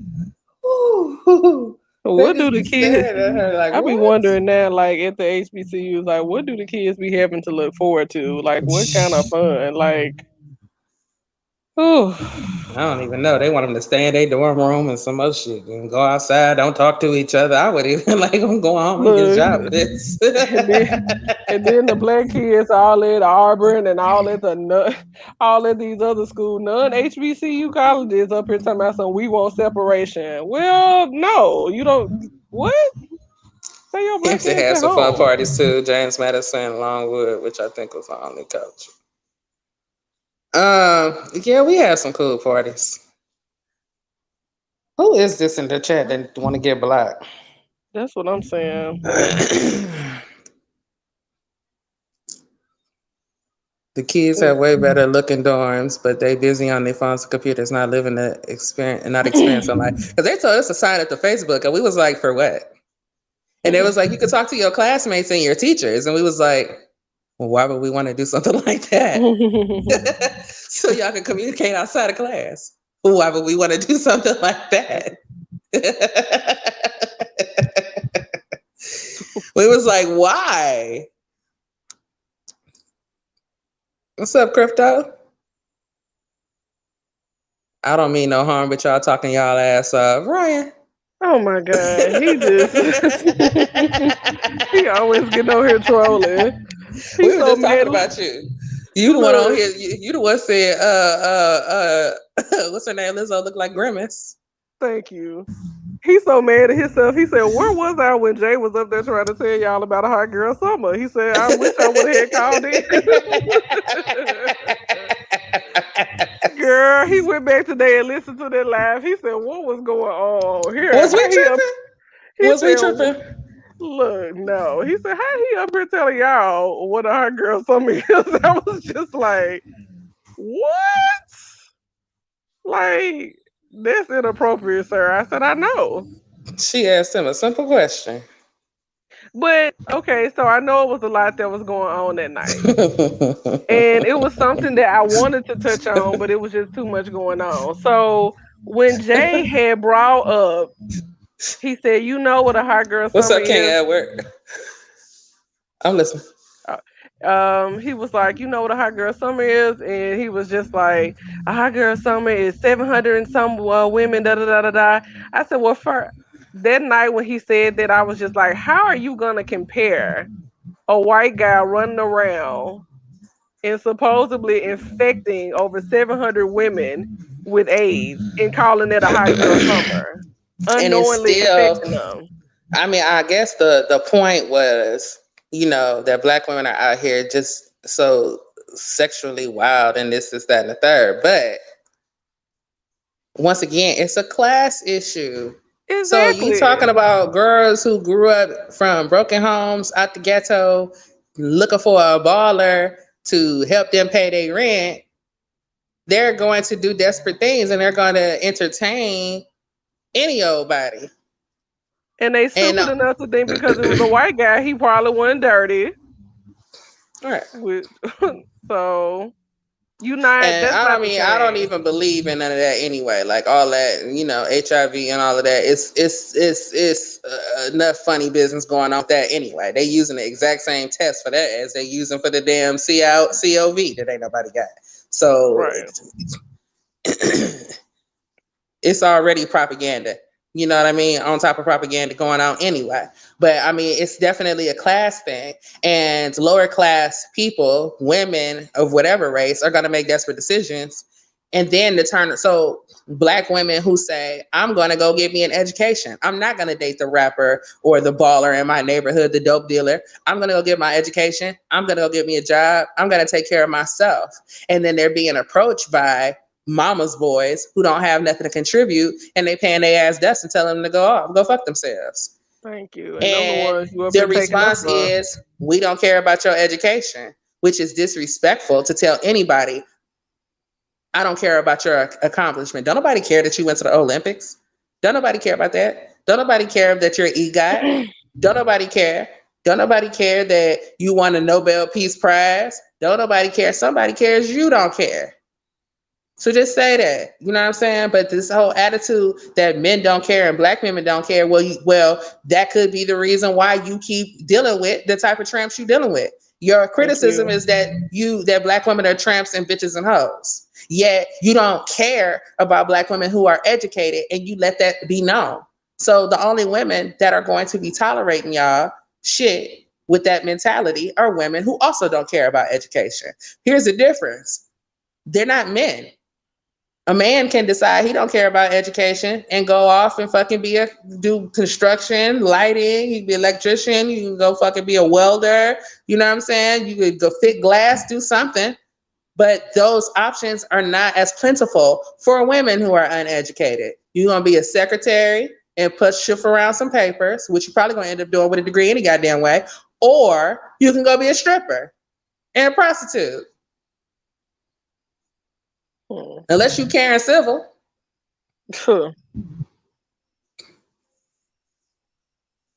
Right. You ain't getting no education. You doing some strange shit for some damn change.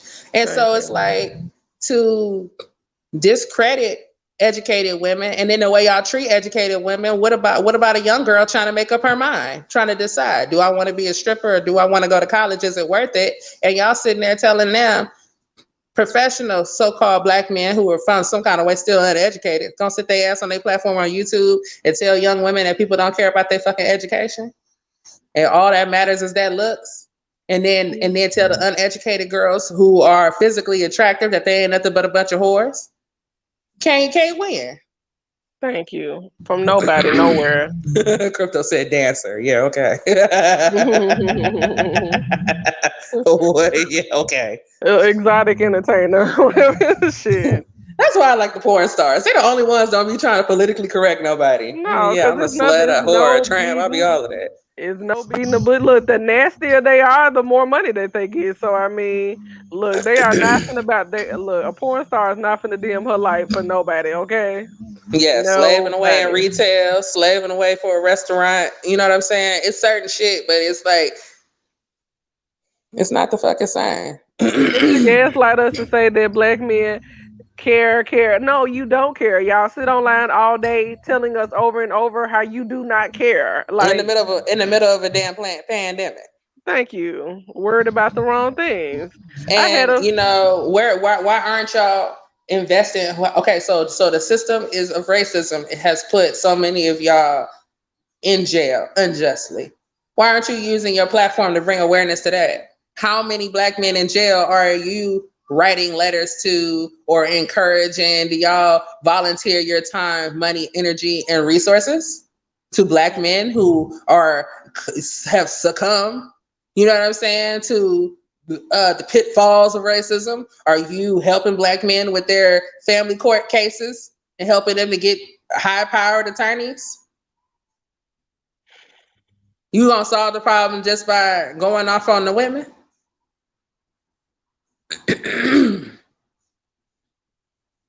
It's bullshit. And okay, which brings us to our next topic.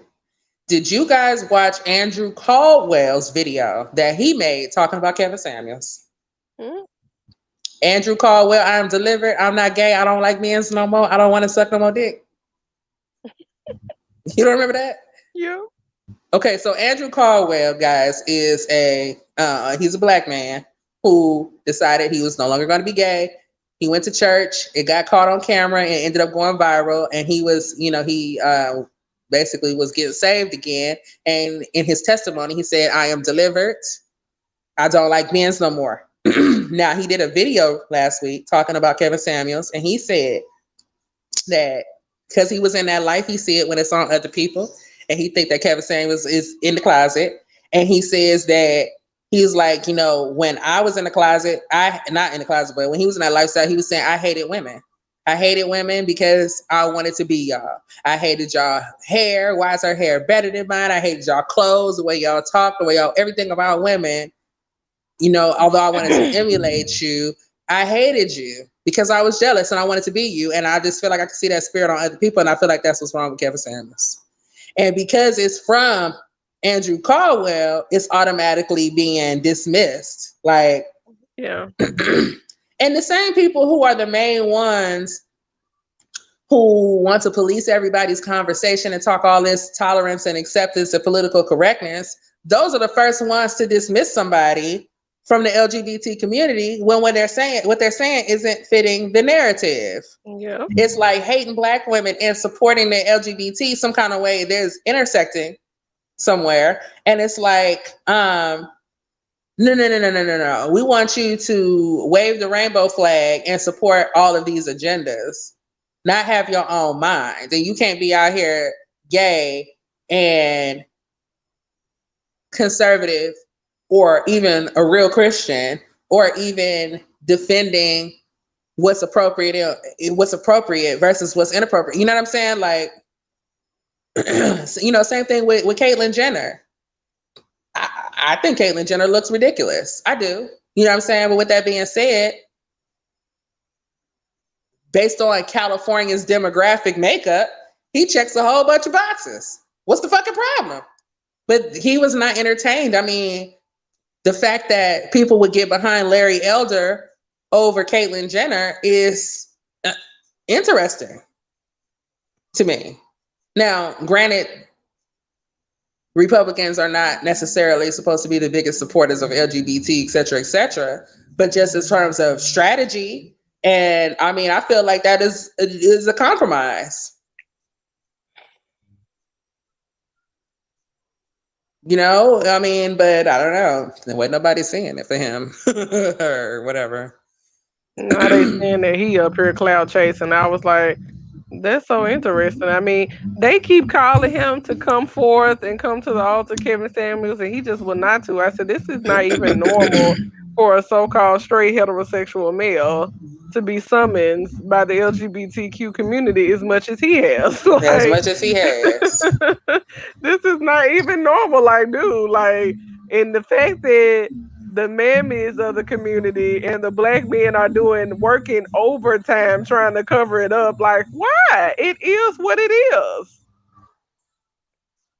It working is overtime. what it is. They are working overtime on nothing. This man adds nothing to the culture. Absolutely nothing. Like this, I mean, how can you sit up and talk about women all day long and then these Negroes want to come back and say, well, he talks to me and know how to treat women? That's not possible. You can't do both.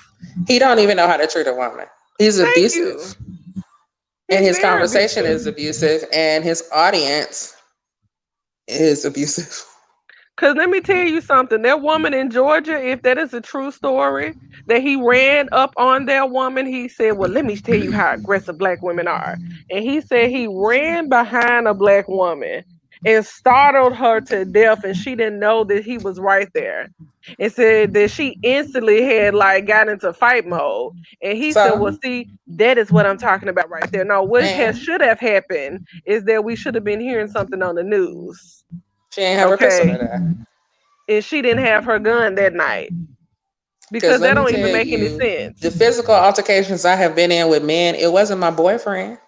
Thank you. It's some fucking stranger who got his people mixed and is so used to bulldozing his way around women and just assumed, I don't know, they be thinking you gonna cry or some shit. I don't know how the last 50 bitches handled it, but I'm gonna whoop your ass right here in this motherfucking club. I don't give a fuck, security guard, gun and all. Whoop ass, motherfucking kicking. So some nigga told you I whooped his ass in the club, I did it. Believe him. Because I did. I did it. I did do it. I did. You waiting on that ass. That's who be the main ones that be trying you, honey. The boyfriend be the ones. Scared. They already know what's up. They already know what's up. I mean, definitely. How you gonna go behind this woman and charge at her and then get mad because she was like in fight mode? You know how many men she probably had to do that to before in the past or something? You don't know. And you could be the killer, the stalker, the rapist, the robber, anything. Anything. And the first thing you want to sit up there is as if black women haven't been getting messed with for thousands of years. We don't want to hear this. Crypto said, fuck around, lie around. Man.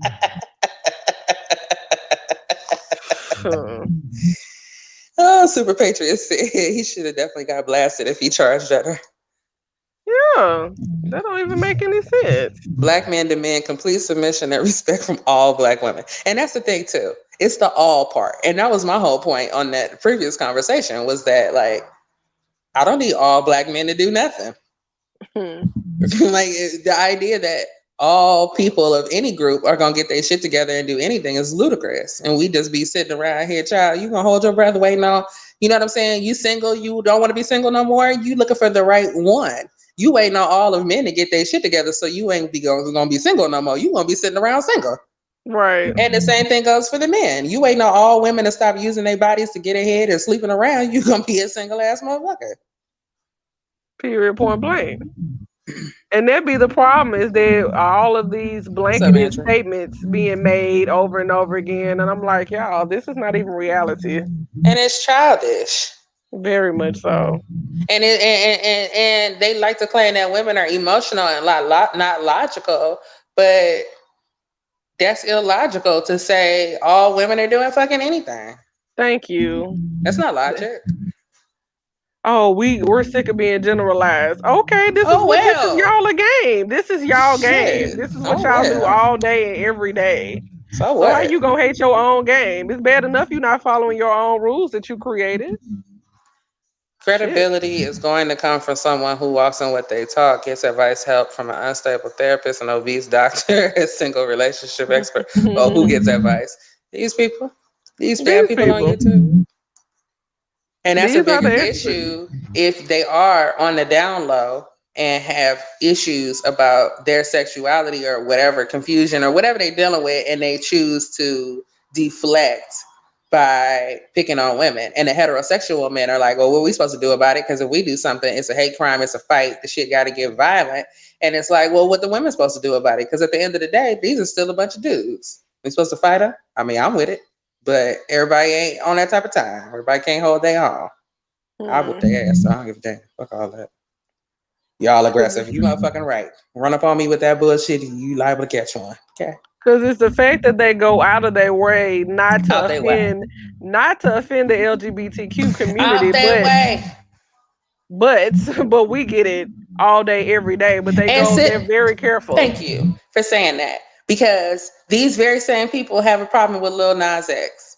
Y'all sat around here on every interview. Y'all went to the Breakfast Club. Y'all went to Hot 97. Y'all went to Vlad. Y'all went everywhere and made sure you said, I don't have a problem with no gay people. Well, what if there was a gay rapper in the hip hop industry? I wouldn't have a problem with that. Half these rappers gay already anyway. I don't have a problem with that. I don't have a problem. I have a problem with black women wearing blind wigs that don't look good on them. That's what I got a problem with. I don't have a problem with gay men. Okay, so here's Lil Nas X. I have a problem with him. I can't believe this. And he's so gay and he's doing this and y'all said you didn't have a fucking problem. Right. What happened? What you thought he was gonna come sing heterosexual music but just be openly with the fuck like Frank Ocean? That's what you thought he was gonna do? He was gonna hide the shit out in the open. He was gonna be hiding out the closet, hiding with the closet door wide open. No. Give me a break. This Doja Cat album is so fucking hard. And I heard somebody say that she don't like it. And she wasn't feeling it, which is disappointing because I think it's really good. The thing with Doja Cat, like we have these conversations all the time. Like it's just like I have a homegirl. She just refused with Doja Cat. She says no, no, no, no. I can't stand. I'm like, girl, they all problematic. Like that's not even what we're talking about. And she white. Why she can't like white men? That's what I don't understand. Like she is tossing it and throwing it up. Rhymes with news. Thank you. Of course. They leave that part out. And it's funny how her and Drake are the two hottest people in black music. Coincidentally, they have the same heritage as the people who run the industry. However, their music is great. However, when I really listen to Doja Cat, I hear Nicki Minaj mixed with Rihanna, mixed with Janet Jackson. Like, I know Janet Jackson's catalog very well up until her last album. I don't know like that. Like, I mean, it's not bad. It's just okay. But like all of Janet's previous albums, I know every fucking song. So there are songs where Doja Cat takes a melody from like some obscure Demita Joe shit, and I hear it, girl, because I know my Janet. But at the same time, I mean, I guess everything gets recycled, you know what I mean? But it seems like Doja Cat just basically took different styles and kind of perfected them, which is what Drake does. And J. Cole, his music, I mean, he is also rhymes with news too. That's why he can get away with something. Yes. See, I knew he was white. I didn't know it was rhymes with news. Yes, ma'am. I mean, that's why the two of them got up on stage. I don't know how you did it, but you did it, Jay. I don't know how you did. Yeah. You got two newsboys up there living it up, living the dream. And we never heard nothing else about that Outside Baby. Sure haven't. That shit never hit them blogs. J. Cole must have all the right people on his payroll. Well, Tasha K said he was threatening people. So maybe that's why she the only one who reported on it. But then he turned around recently and put out some song about niggas cheating.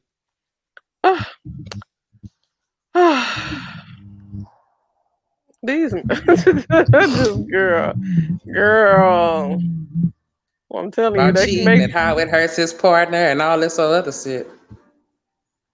it did. It was something else I wanted to say about Doja Cat too. You notice, like lately, they said she just been really irritated and talking about she wants to wash her hands with music because she's getting work like a slave, and I'm just like, well, She be girl, everywhere. But at the same time, shit, her music is she the only woman that's charting right now. right, girl, you gotta work this music now, boo boo. Look, we You gotta need you sell on it if stage. y'all want to be famous so bad. But she's talking about somebody, and I have listened to this album over and over again, trying to figure out who she's talking about. Because they asked her, "Who do you want to collab with?" And she was like, "I got to be real careful about my collaborations. I got to make sure that the person is really talented, whatever." And she didn't collaborate with nobody who wasn't talented, so it had to be some type of funny style interaction. And maybe it was Young Thug. The song that Thug put out on his album the other day with her on it is one of the worst songs I've heard in a very long time. It is a terrible song. It Oh is God. horrible. I mean, it is horrible. But the song he put on her album is cool. I thought it was Lil Yachty. That's what he sounded like on her album. But the song for his album is trash. His all the shit I heard from his album is trash. Like I couldn't even do it. It's trash. Absolute trash. Not the lizard people. Y'all is ridiculous. I wonder who she's talking about then. I 'Cause- wonder who she's talking about. And then Nicki Minaj, she sent her a song, and Nicki said she didn't feel like she could bring nothing else to the song, and she didn't like none of the other shit that Doja Cat sent her, so she didn't hop on the album. But she got The Weeknd on there. She can't be talking about him. She can't be talking about SZA. Them, SZA? Them the two songs is charting, doing very well. So I'm trying to figure out who did you collaborate with recently that wasn't talented to where you feel like you can't collaborate, you scared to collaborate with anybody else. right. Like, oh my God, why did I do that? I wonder who she's talking about. She's not managing fame too well. No, Doja Cat is not managing fame too well. She's used to that old like space world and being online and controlling all that. Those days are over with being in the chat rooms. You gotta get Now out she here and work, dropped out of baby. school in like high school. She dropped out of school at like 16. And I also didn't know like her parents, well, like her mom was like a Buddhist or something. So I guess the dad is the Jewish one then. And then No, the mama was Buddhist. the mama The is mama Jewish? Jewish and the daddy is the African, but the Well, daddy how's has she a Buddhist? And she an African, she a Buddhist and she a Jew and she married they're getting pregnant by Africans. well, I know her mama is Jewish and dad is African, and the daddy has always been connected to the music industry. Right, because what did he do? He was in Serafina. I Yeah. remember that one. Mhm. Halloween be I think I remember something about the mama going off to a monk retreat or some right. shit like that. So that would probably make sense, if that happened. Her daddy the one that go, our father, we shanty, we shanty, we Yeah. shanty. Hey, give us this day. Yo, me and my cousins and my sister ain't on here because they know that's my motherfucking movie, Serafina. They know it wasn't the day I went by. How Faja, we shotty. Hey, that was my part. That was my part. That's my whole favorite part of that whole movie. You're so crazy. He sang that shit with his accent. Girl.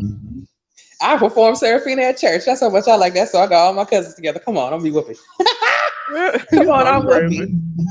I so did. We know the whole dance. Our Father, which art in heaven, hallowed be thy name. I know the whole dance and everything. That was our shit. Cause my husband, he's like, oh my God, I can't stand no damn Doja Cat. She just so dirty looking at me. I'm like, she does look like a dirty She ain't little. dirtier than Summer's Eve. But Summer Walker dirtiness, I can't even discuss it right now. I can't. I don't know why that girl look like that. She just looks so She nasty just to looks me. so nasty. She Ugh. looks so. But the funny part is that we all had the same thought because where she went on live and was like, I am not dirty. I wash my ass every day. And I was like, okay, so I'm not the only one. Girl, I with thought I was alone. I don't be on all, Black Twitter like that. all because she had made a statement one time and she said she don't like to take baths. And I'm just like, No, we you need already thought she was dirty. And then she said she didn't like to take baths. That's when motherfucker stopped holding it and was like, well, you don't look like it. you don't look clean, ma'am. So What's up, Truth Kelly? you should have known better than sitting up saying some crap like that. The Pope is hoping to open a multi-faith complex. I thought they didn't have no money in the Vatican. When they complaining last week that their money was short? Doja's not for everyone. She's fired with some songs and lukewarm on others, but she has an artistic perspective and room to grow. I mean, I really like her lyrics when I actually listen. Some artists have a cool melody, but when I actually listen to her lyrics, she be talking about shit. And it's like, and I can remember being a single girl in my 20s. You know what I'm saying? If she was out, I would be with a huge like that nigga say shit. Come up in your crib, can't pay rent. Yes, that would have been my damn song.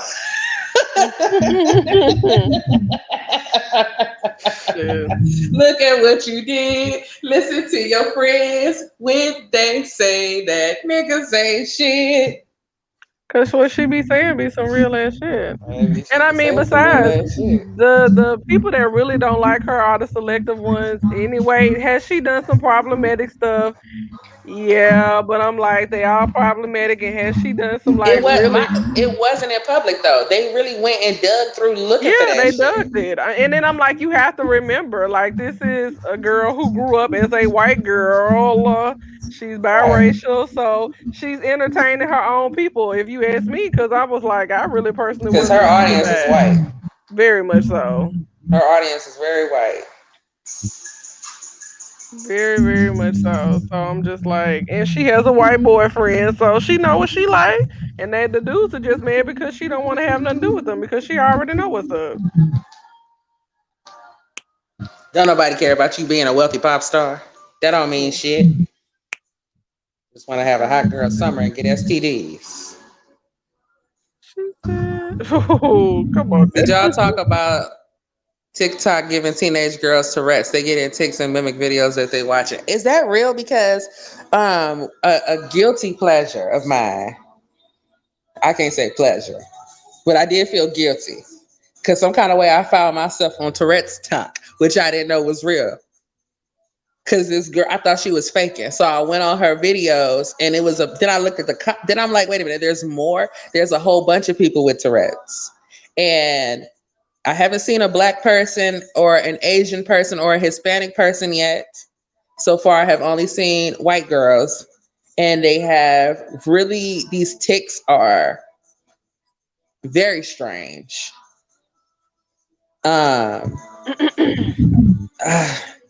I have a question. Has anybody on here or you, Kiki, seen Billie Eilish have a tick? Huh? Billie Eilish supposedly has a real horrible case of Tourette. And I have never seen her have a tick before. How she got fucking Tourette? She don't move at all. She don't even have no facial expression. How is this girl has been on a tour talking about her Tourette's and being an advocate in the Tourette community. I've never seen her have a tick ever. You know what? I don't know if it's psychosomatic or not. Given all these experiments and given the amount of shots that these young people get, I wouldn't be surprised if all the synapses wasn't firing. Because these kids look like their motherfucking brains is working at full capacity? True. At the same time, there is so much sympathy and attention that goes to anybody who is deformed, who is I mean, if you a midget, a little person, you got one arm, one leg, you are in some type of critical deformity or something like that, that's a real quick way to go viral on social media. And so there is some incentive there for people to play up. It could be, I have ADD and I'll make a whole TikTok channel out of having ADD. Like, what you sure got your ass? You sure paying attention to this TikTok? Thank you. That your ass is on all day, every day. So But I thought that was hilarious with Billie Eilish. I was just like, girl, every how? artist has a humiliation ritual anyway. Everyone in the entertainment industry has dirt in their past. Yep. Yeah. Cousin Andrew says, I think it's psychosomatic, but the doctors are saying that they are real. Well, that don't mean shit. Doctors believe in COVID. In the case of women having it has gone up 500%. Yeah, I mean, if it is contagious, like yawning, you know what I'm saying, and you see people constantly with these ticks, and then it's possible that two things could be happening at the same time. It could just as well be induced. Yeah, who knows? Who knows, Everyone has really? Tourette. Who fucking knows? Say people make up so much shit. I don't half-ass believe in damn attention deficit disorder. Look, if there are, Everybody overdiagnosed. if there were real so-called things going on, real people, you will never know because there's too many people on the front lines faking shit for attention and all that That's kind of right. shit. So you will never really know about the people that's really struggling. Because I have seen some people that have said they've been, had Tourette's, and it just was like, it will just bring you to tears watching it. Like, how do you even survive? And then you Right. have this bitch up here saying she has Tourette's. I've never seen a tick out of you Then ever. one video I had to watch, this girl was like, is it racist? What if somebody has a tick that is racist? Should we be offended by that? Because this girl tick was for her to randomly say nigger, and she don't want to get punched in the face for that. But you know what I'm saying? Listen, have you tried being hit in the head though? Maybe that would cure you. Maybe So that'll stop this you shit. keep ticking nigger. I'm gonna tick you upside your motherfucking head. It's for experimental purposes only. We're gonna find out if that if the tick stops. Let's see if it stopped ticking in. Cause I don't see no poor kids with it. Thank you. And Right. now talking about class, Right. people with money kids be having issues that don't nobody else kids don't fucking have. The kids with money, them kids is coming up with most psychological issues, more depression, more anxiety, more suicidal than anybody. I mean, they got like arsenals of pills in their house. I wonder why shit be wrong with them. Come on now. An Arsenals. arsenal. All because their parents don't want to raise them, and the parent is the doctors and the therapists and everybody else they going That's to. right. And we ain't going over there taking care of your kids. That was our great Mm, grandmothers. I Them know, days is over child. with. Them days is over with. Y'all better learn how to breastfeed and all that other shit. Shit, All them horror stories and shit we heard growing up. man. Great grandma working. I think my grandmother did too. Had to go clean up white people's houses. Girl, who the stories? Very, very sad. Couldn't even imagine. Are you kidding me? And now they done turned it into a lucrative business all on YouTube, making millions of dollars, cleaning their ass off, taking care of their husband. Good. Shit. Black women so aggressive and put up with all that shit. I mean, if you got back into a corner and forced to do a bunch of shit you didn't want to do, when you finally get some fuck you money, you don't think ain't nobody gonna get it? Thank you. And pass this shit on to your daughters and be like, look, Don't you don't I never do don't want you this. I don't want you to have to deal with the shit, the fuckery that I deal with. Yeah. So come on now. Sick of hearing that shit. It's you mean to tell me a white woman can sit on her desk and stand up, kick her heels and feet, because she having a bad day? All right, now you finna be on Dateline Come on now. while the husband and the dog riding off into the sunset. Shit. If he don't take your ass on a vacation first. Oh my god. It's Halloween season again. Shit. Oh, wait. They should just change it to killing white women all month long. I'm telling you, look, Just y'all if y'all better. think I'm lying, go turn to your favorite TV with the movie channel, whoever doing their Halloween marathons, and just count how many where the premise is chasing around young white women and slaughtering them to death. Thank you. And not only that, she is not the doting housewife that they try to make her out to be. She Oh, is shit, she's a a fucking hell, whore. a whore, a Karen, everything else. The food ain't good and the sex is cold. The white So men have not defended the Karens. Now, one time, if they came out here and said, "Dude, those are our mothers and our aunties and our nope. wives, do not call them Karens." No, they over here recording them and sending black people the video. Thank you.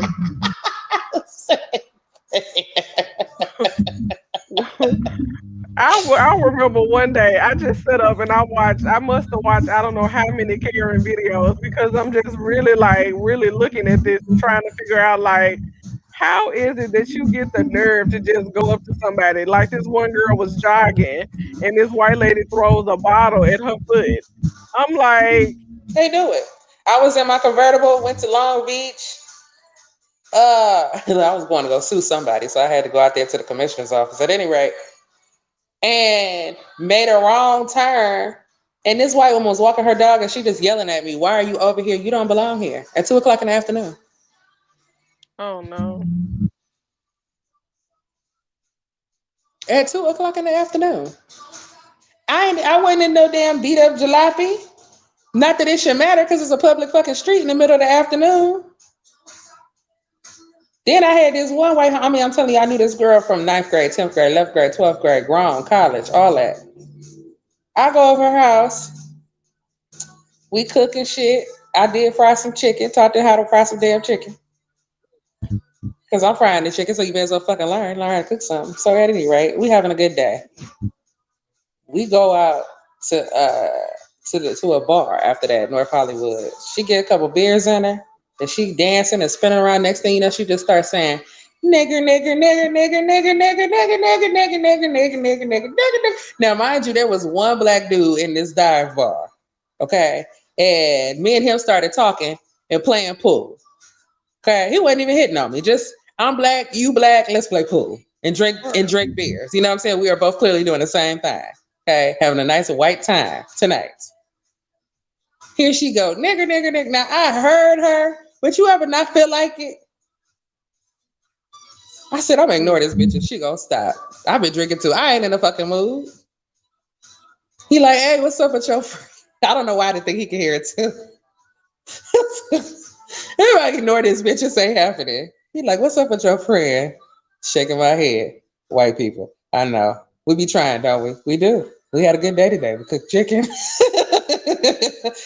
Is that what it is? Is it my fault? Cause I made her fried chicken? I shouldn't have did that, huh? I don't know, man. You can't never call it. You can't fucking call it. Then I finally turn around. We having this whole conversation. Then I finally turn around. But stop! What's wrong with you? Oh my god. I'm so drunk. I'm See, so drunk. Oh my god, I didn't know. Then we go out another night because she mad at her boyfriend. This is the one I told you about. Came home immediately and called and told him. mm, Uh, we go out and these two white dudes is in there. One of them say, "Hey, can I buy you a drink?" She had went to the bathroom. She wasn't even there. "Hey, can I buy you a drink?" All this. Yeah, hell yeah, I take free drinks. Okay, I do not discriminate. I'll take a free drink from anybody, long as it's coming from the bar, right? So we sitting there talking, and then she comes back from the bathroom. He's like, "Hey, I got my buddy over here," and introduced the buddy. He comes over, he buys her a drink. Sit there, have a beer, and now all of a sudden she is so ready to go. Okay. So now this white boy, this ain't no North Hollywood white boy. Now he from Texas. Okay. So he looks well fed and shit. You know, them LA, California motherfuckers be looking hungry. All of them, everybody. Hungry. So he got a little bit of accent, you know, he got a little swag to him. He from Texas. It's a whole other vibe, right? So anyway, we walking out. Okay, let me walk out to the car. So he opens the door, walks me to the car, opens up the passenger seat, as I expect any gentleman to do. And it ain't even rare because I've expected that because I moved away from California where every man does that. So now I'm back in California. You ain't buying me drinks and walking up to me to the car. I don't even fucking see you. You invisible anyway. You know what I'm saying? I expect that. So we get in the car. She's like, why did he have to walk you all the way to the car? Like, he's being a gentleman. But really, did he need to do all of that?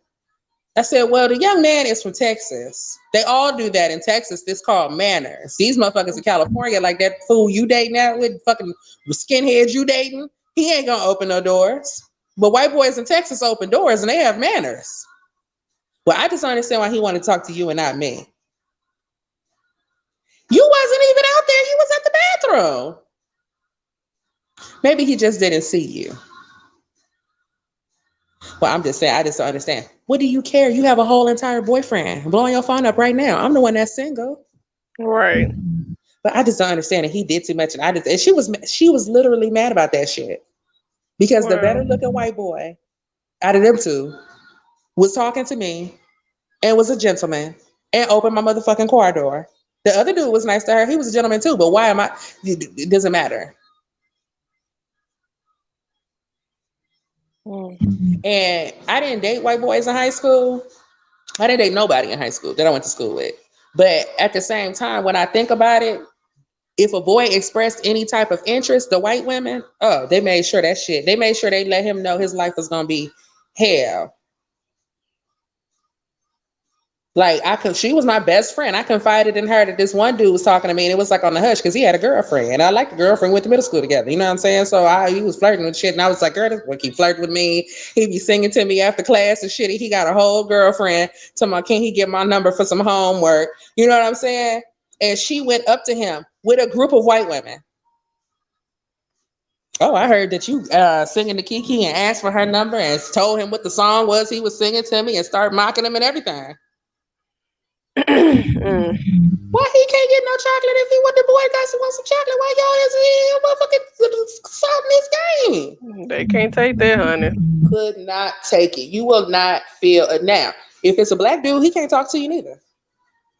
Nobody's supposed to want you. Nobody should want you. Nobody. Not even the Hispanic gardener. Nobody can want you. Nobody. The Hispanic gardener start flirting with you, they want him too. Just like I went when I was working at MTV, the tech guy was black. And as soon as he seen me, here he come. Fool, don't be coming over here just like that. Fool, don't be coming over here trying to talk to me. What? Don't be coming over here being nice, smiling, trying to tell jokes. Soon as these white women come back from lunch and catch your black ass, and he look 6 foot tall ass nigga standing over here 6 something. See, as soon as they see your tall ass over here by my cubicle, laughing and giggling, my life is gonna be a living hell up in here. Please don't do that. No, it don't matter to you because you're the sole black guy. So all these white girls think you belong to them. Thank you. This is the ultimate slave fantasy. Well, give me your phone. Give me your aim, and I'm gonna hit you from my desk. You don't need my desk. So he would leave the desk. I'm not leaving till you give me your contact. Cause see, he thinks this shit is for them white bitches came back from lunch and seen his motherfucking ass, and it was a problem ever since then. It was a problem. I wasn't even going to work dressed up to try to mitigate the fucking problem. I didn't want him talking to me. I didn't want them to feel intimidated. So I wore sneakers, pulled my hair back in a ponytail. It doesn't matter. There's no way to be less threatening. It's a problem. It is.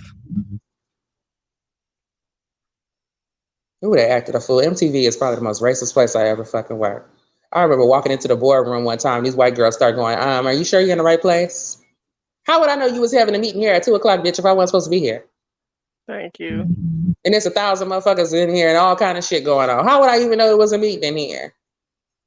Then the white man executive going around the table asking for, so how do you think we should market? It was Shake It Up or something. How do you think we should market this? And I was like, well, I suggest that we use social causes and, nonprofit organizations that are matching the demographic and pair them together. He told me that was the stupidest idea. He slammed his hands down on his desk and said, that is the dumbest idea I have ever heard. And what are we doing today? Attaching a social cause to motherfucking everything. So why are you mad? No, you're mad because it was the smartest idea and that you and MTV had already been sitting at your Illuminati meeting planning the motherfucking social justice everybody to death.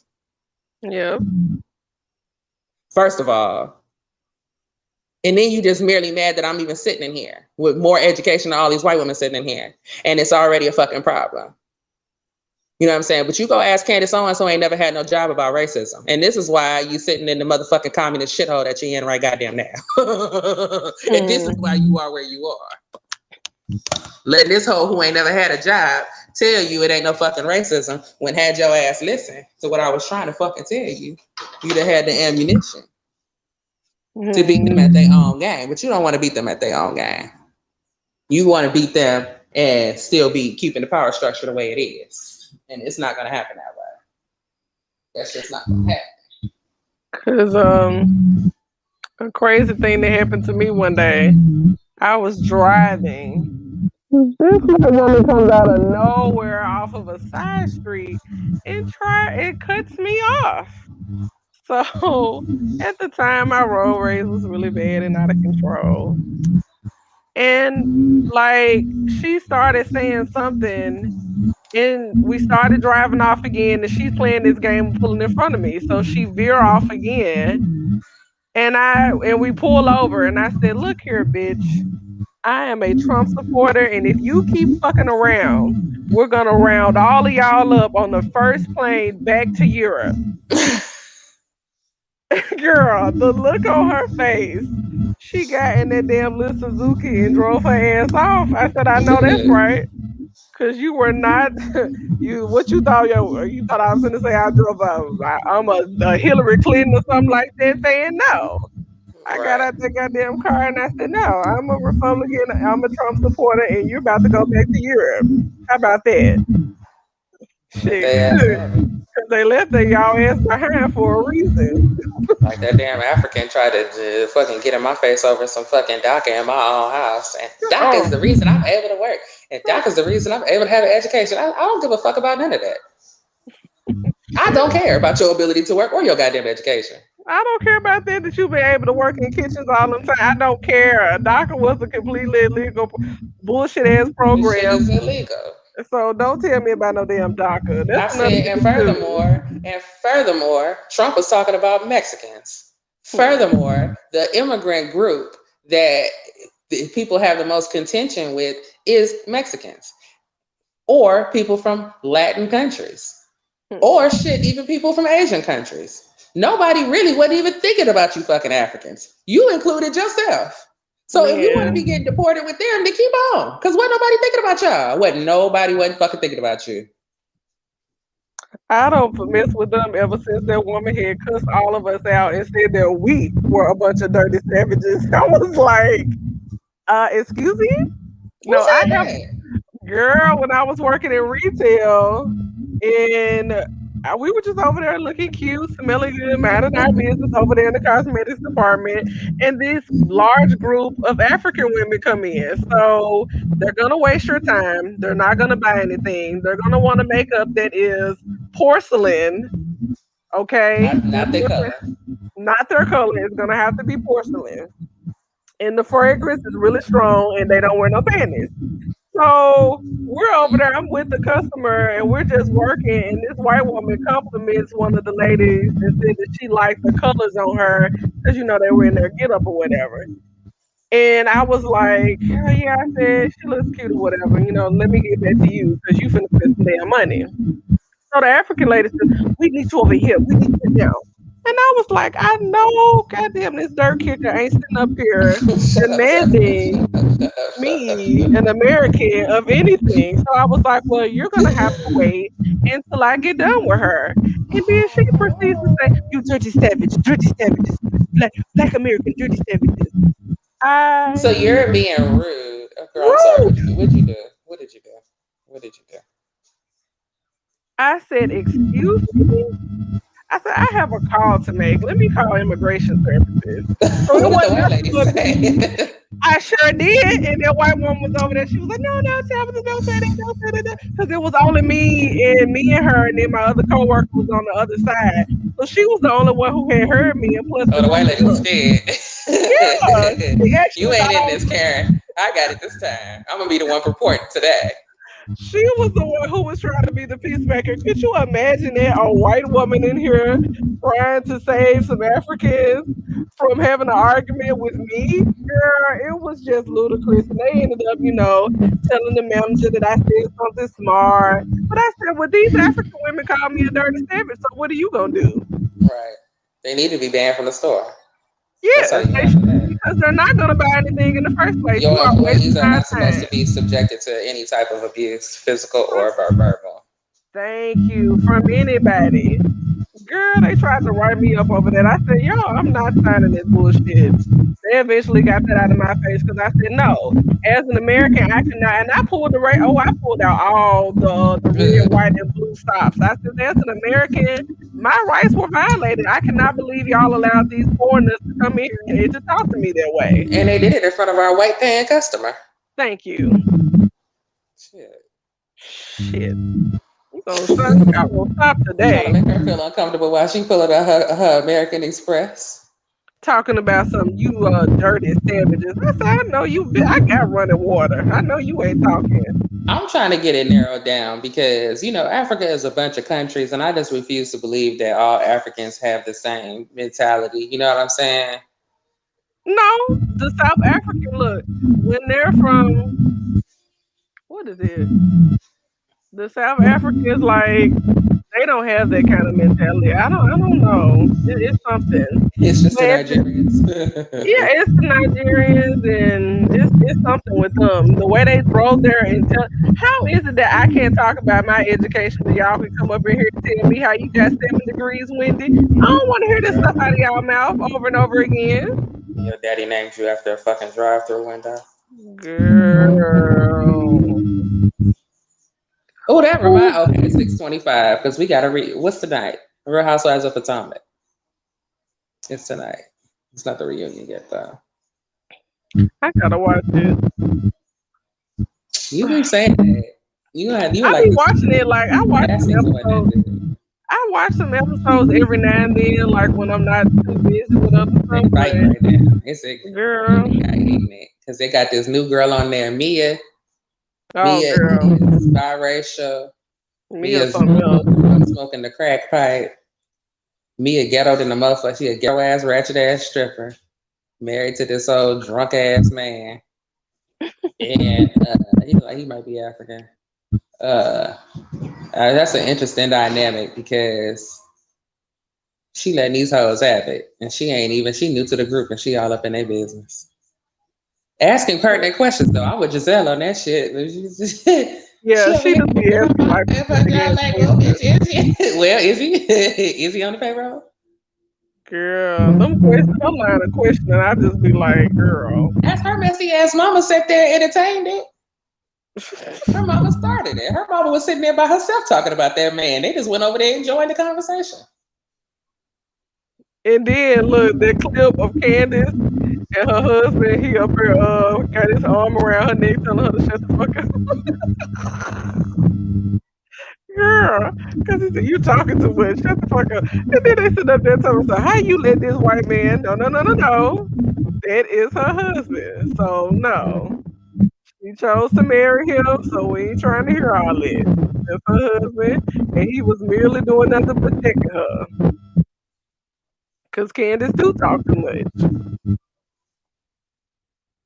And she is spoiled. It irritates me. And then she started all that drama when because Monique, I like Monique. I liked her character. I thought that she was an actual housewife. Her husband actually has the money and she's not putting it on. This is her actual house. She's giving us lavish parties, looks, hair. She's got a bird, the whole nine. She's quirky. And it's lighthearted too. She wasn't, out for blood, like out to get nobody. She held her own. I liked her. But here come Candace, come fuck it up. And Candace does nothing. She has no job. She has no career. She has no story. Her mama should be the fucking housewife, not her. Thank you. She has no money. Like, it's just, girl, you don't have nothing to offer us. And the fact that talking about you back in school. I bet you are. I bet that's a provision your mother required for you for her to continue to pay your bills. Girl, Candace ain't got nothing to offer nobody. Look, I've been done with her ever since that tramp last year. Go sit up there and say, as black women and black women of the black community, we need to be, instead of criticizing Kanye West, we need to be helping him out and praying for him. I was just like, excuse me? His black sisters, cousins, aunties, whatever relatives can pray for him.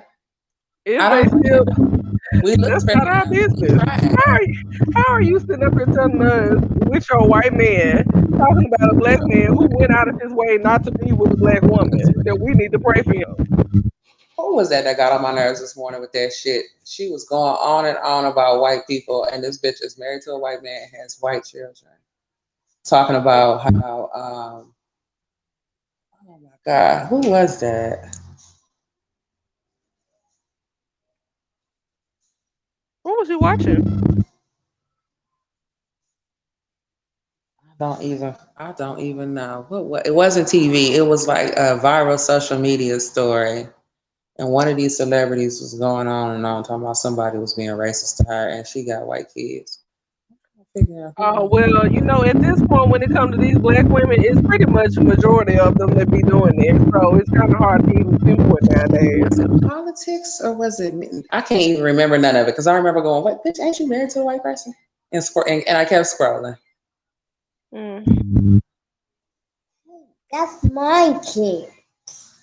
Oh, you got some kids. I got some. Girl. She done found Little Shop of Horrors. We done watched that movie 20 times in the past 3 days. Yeah. Girl.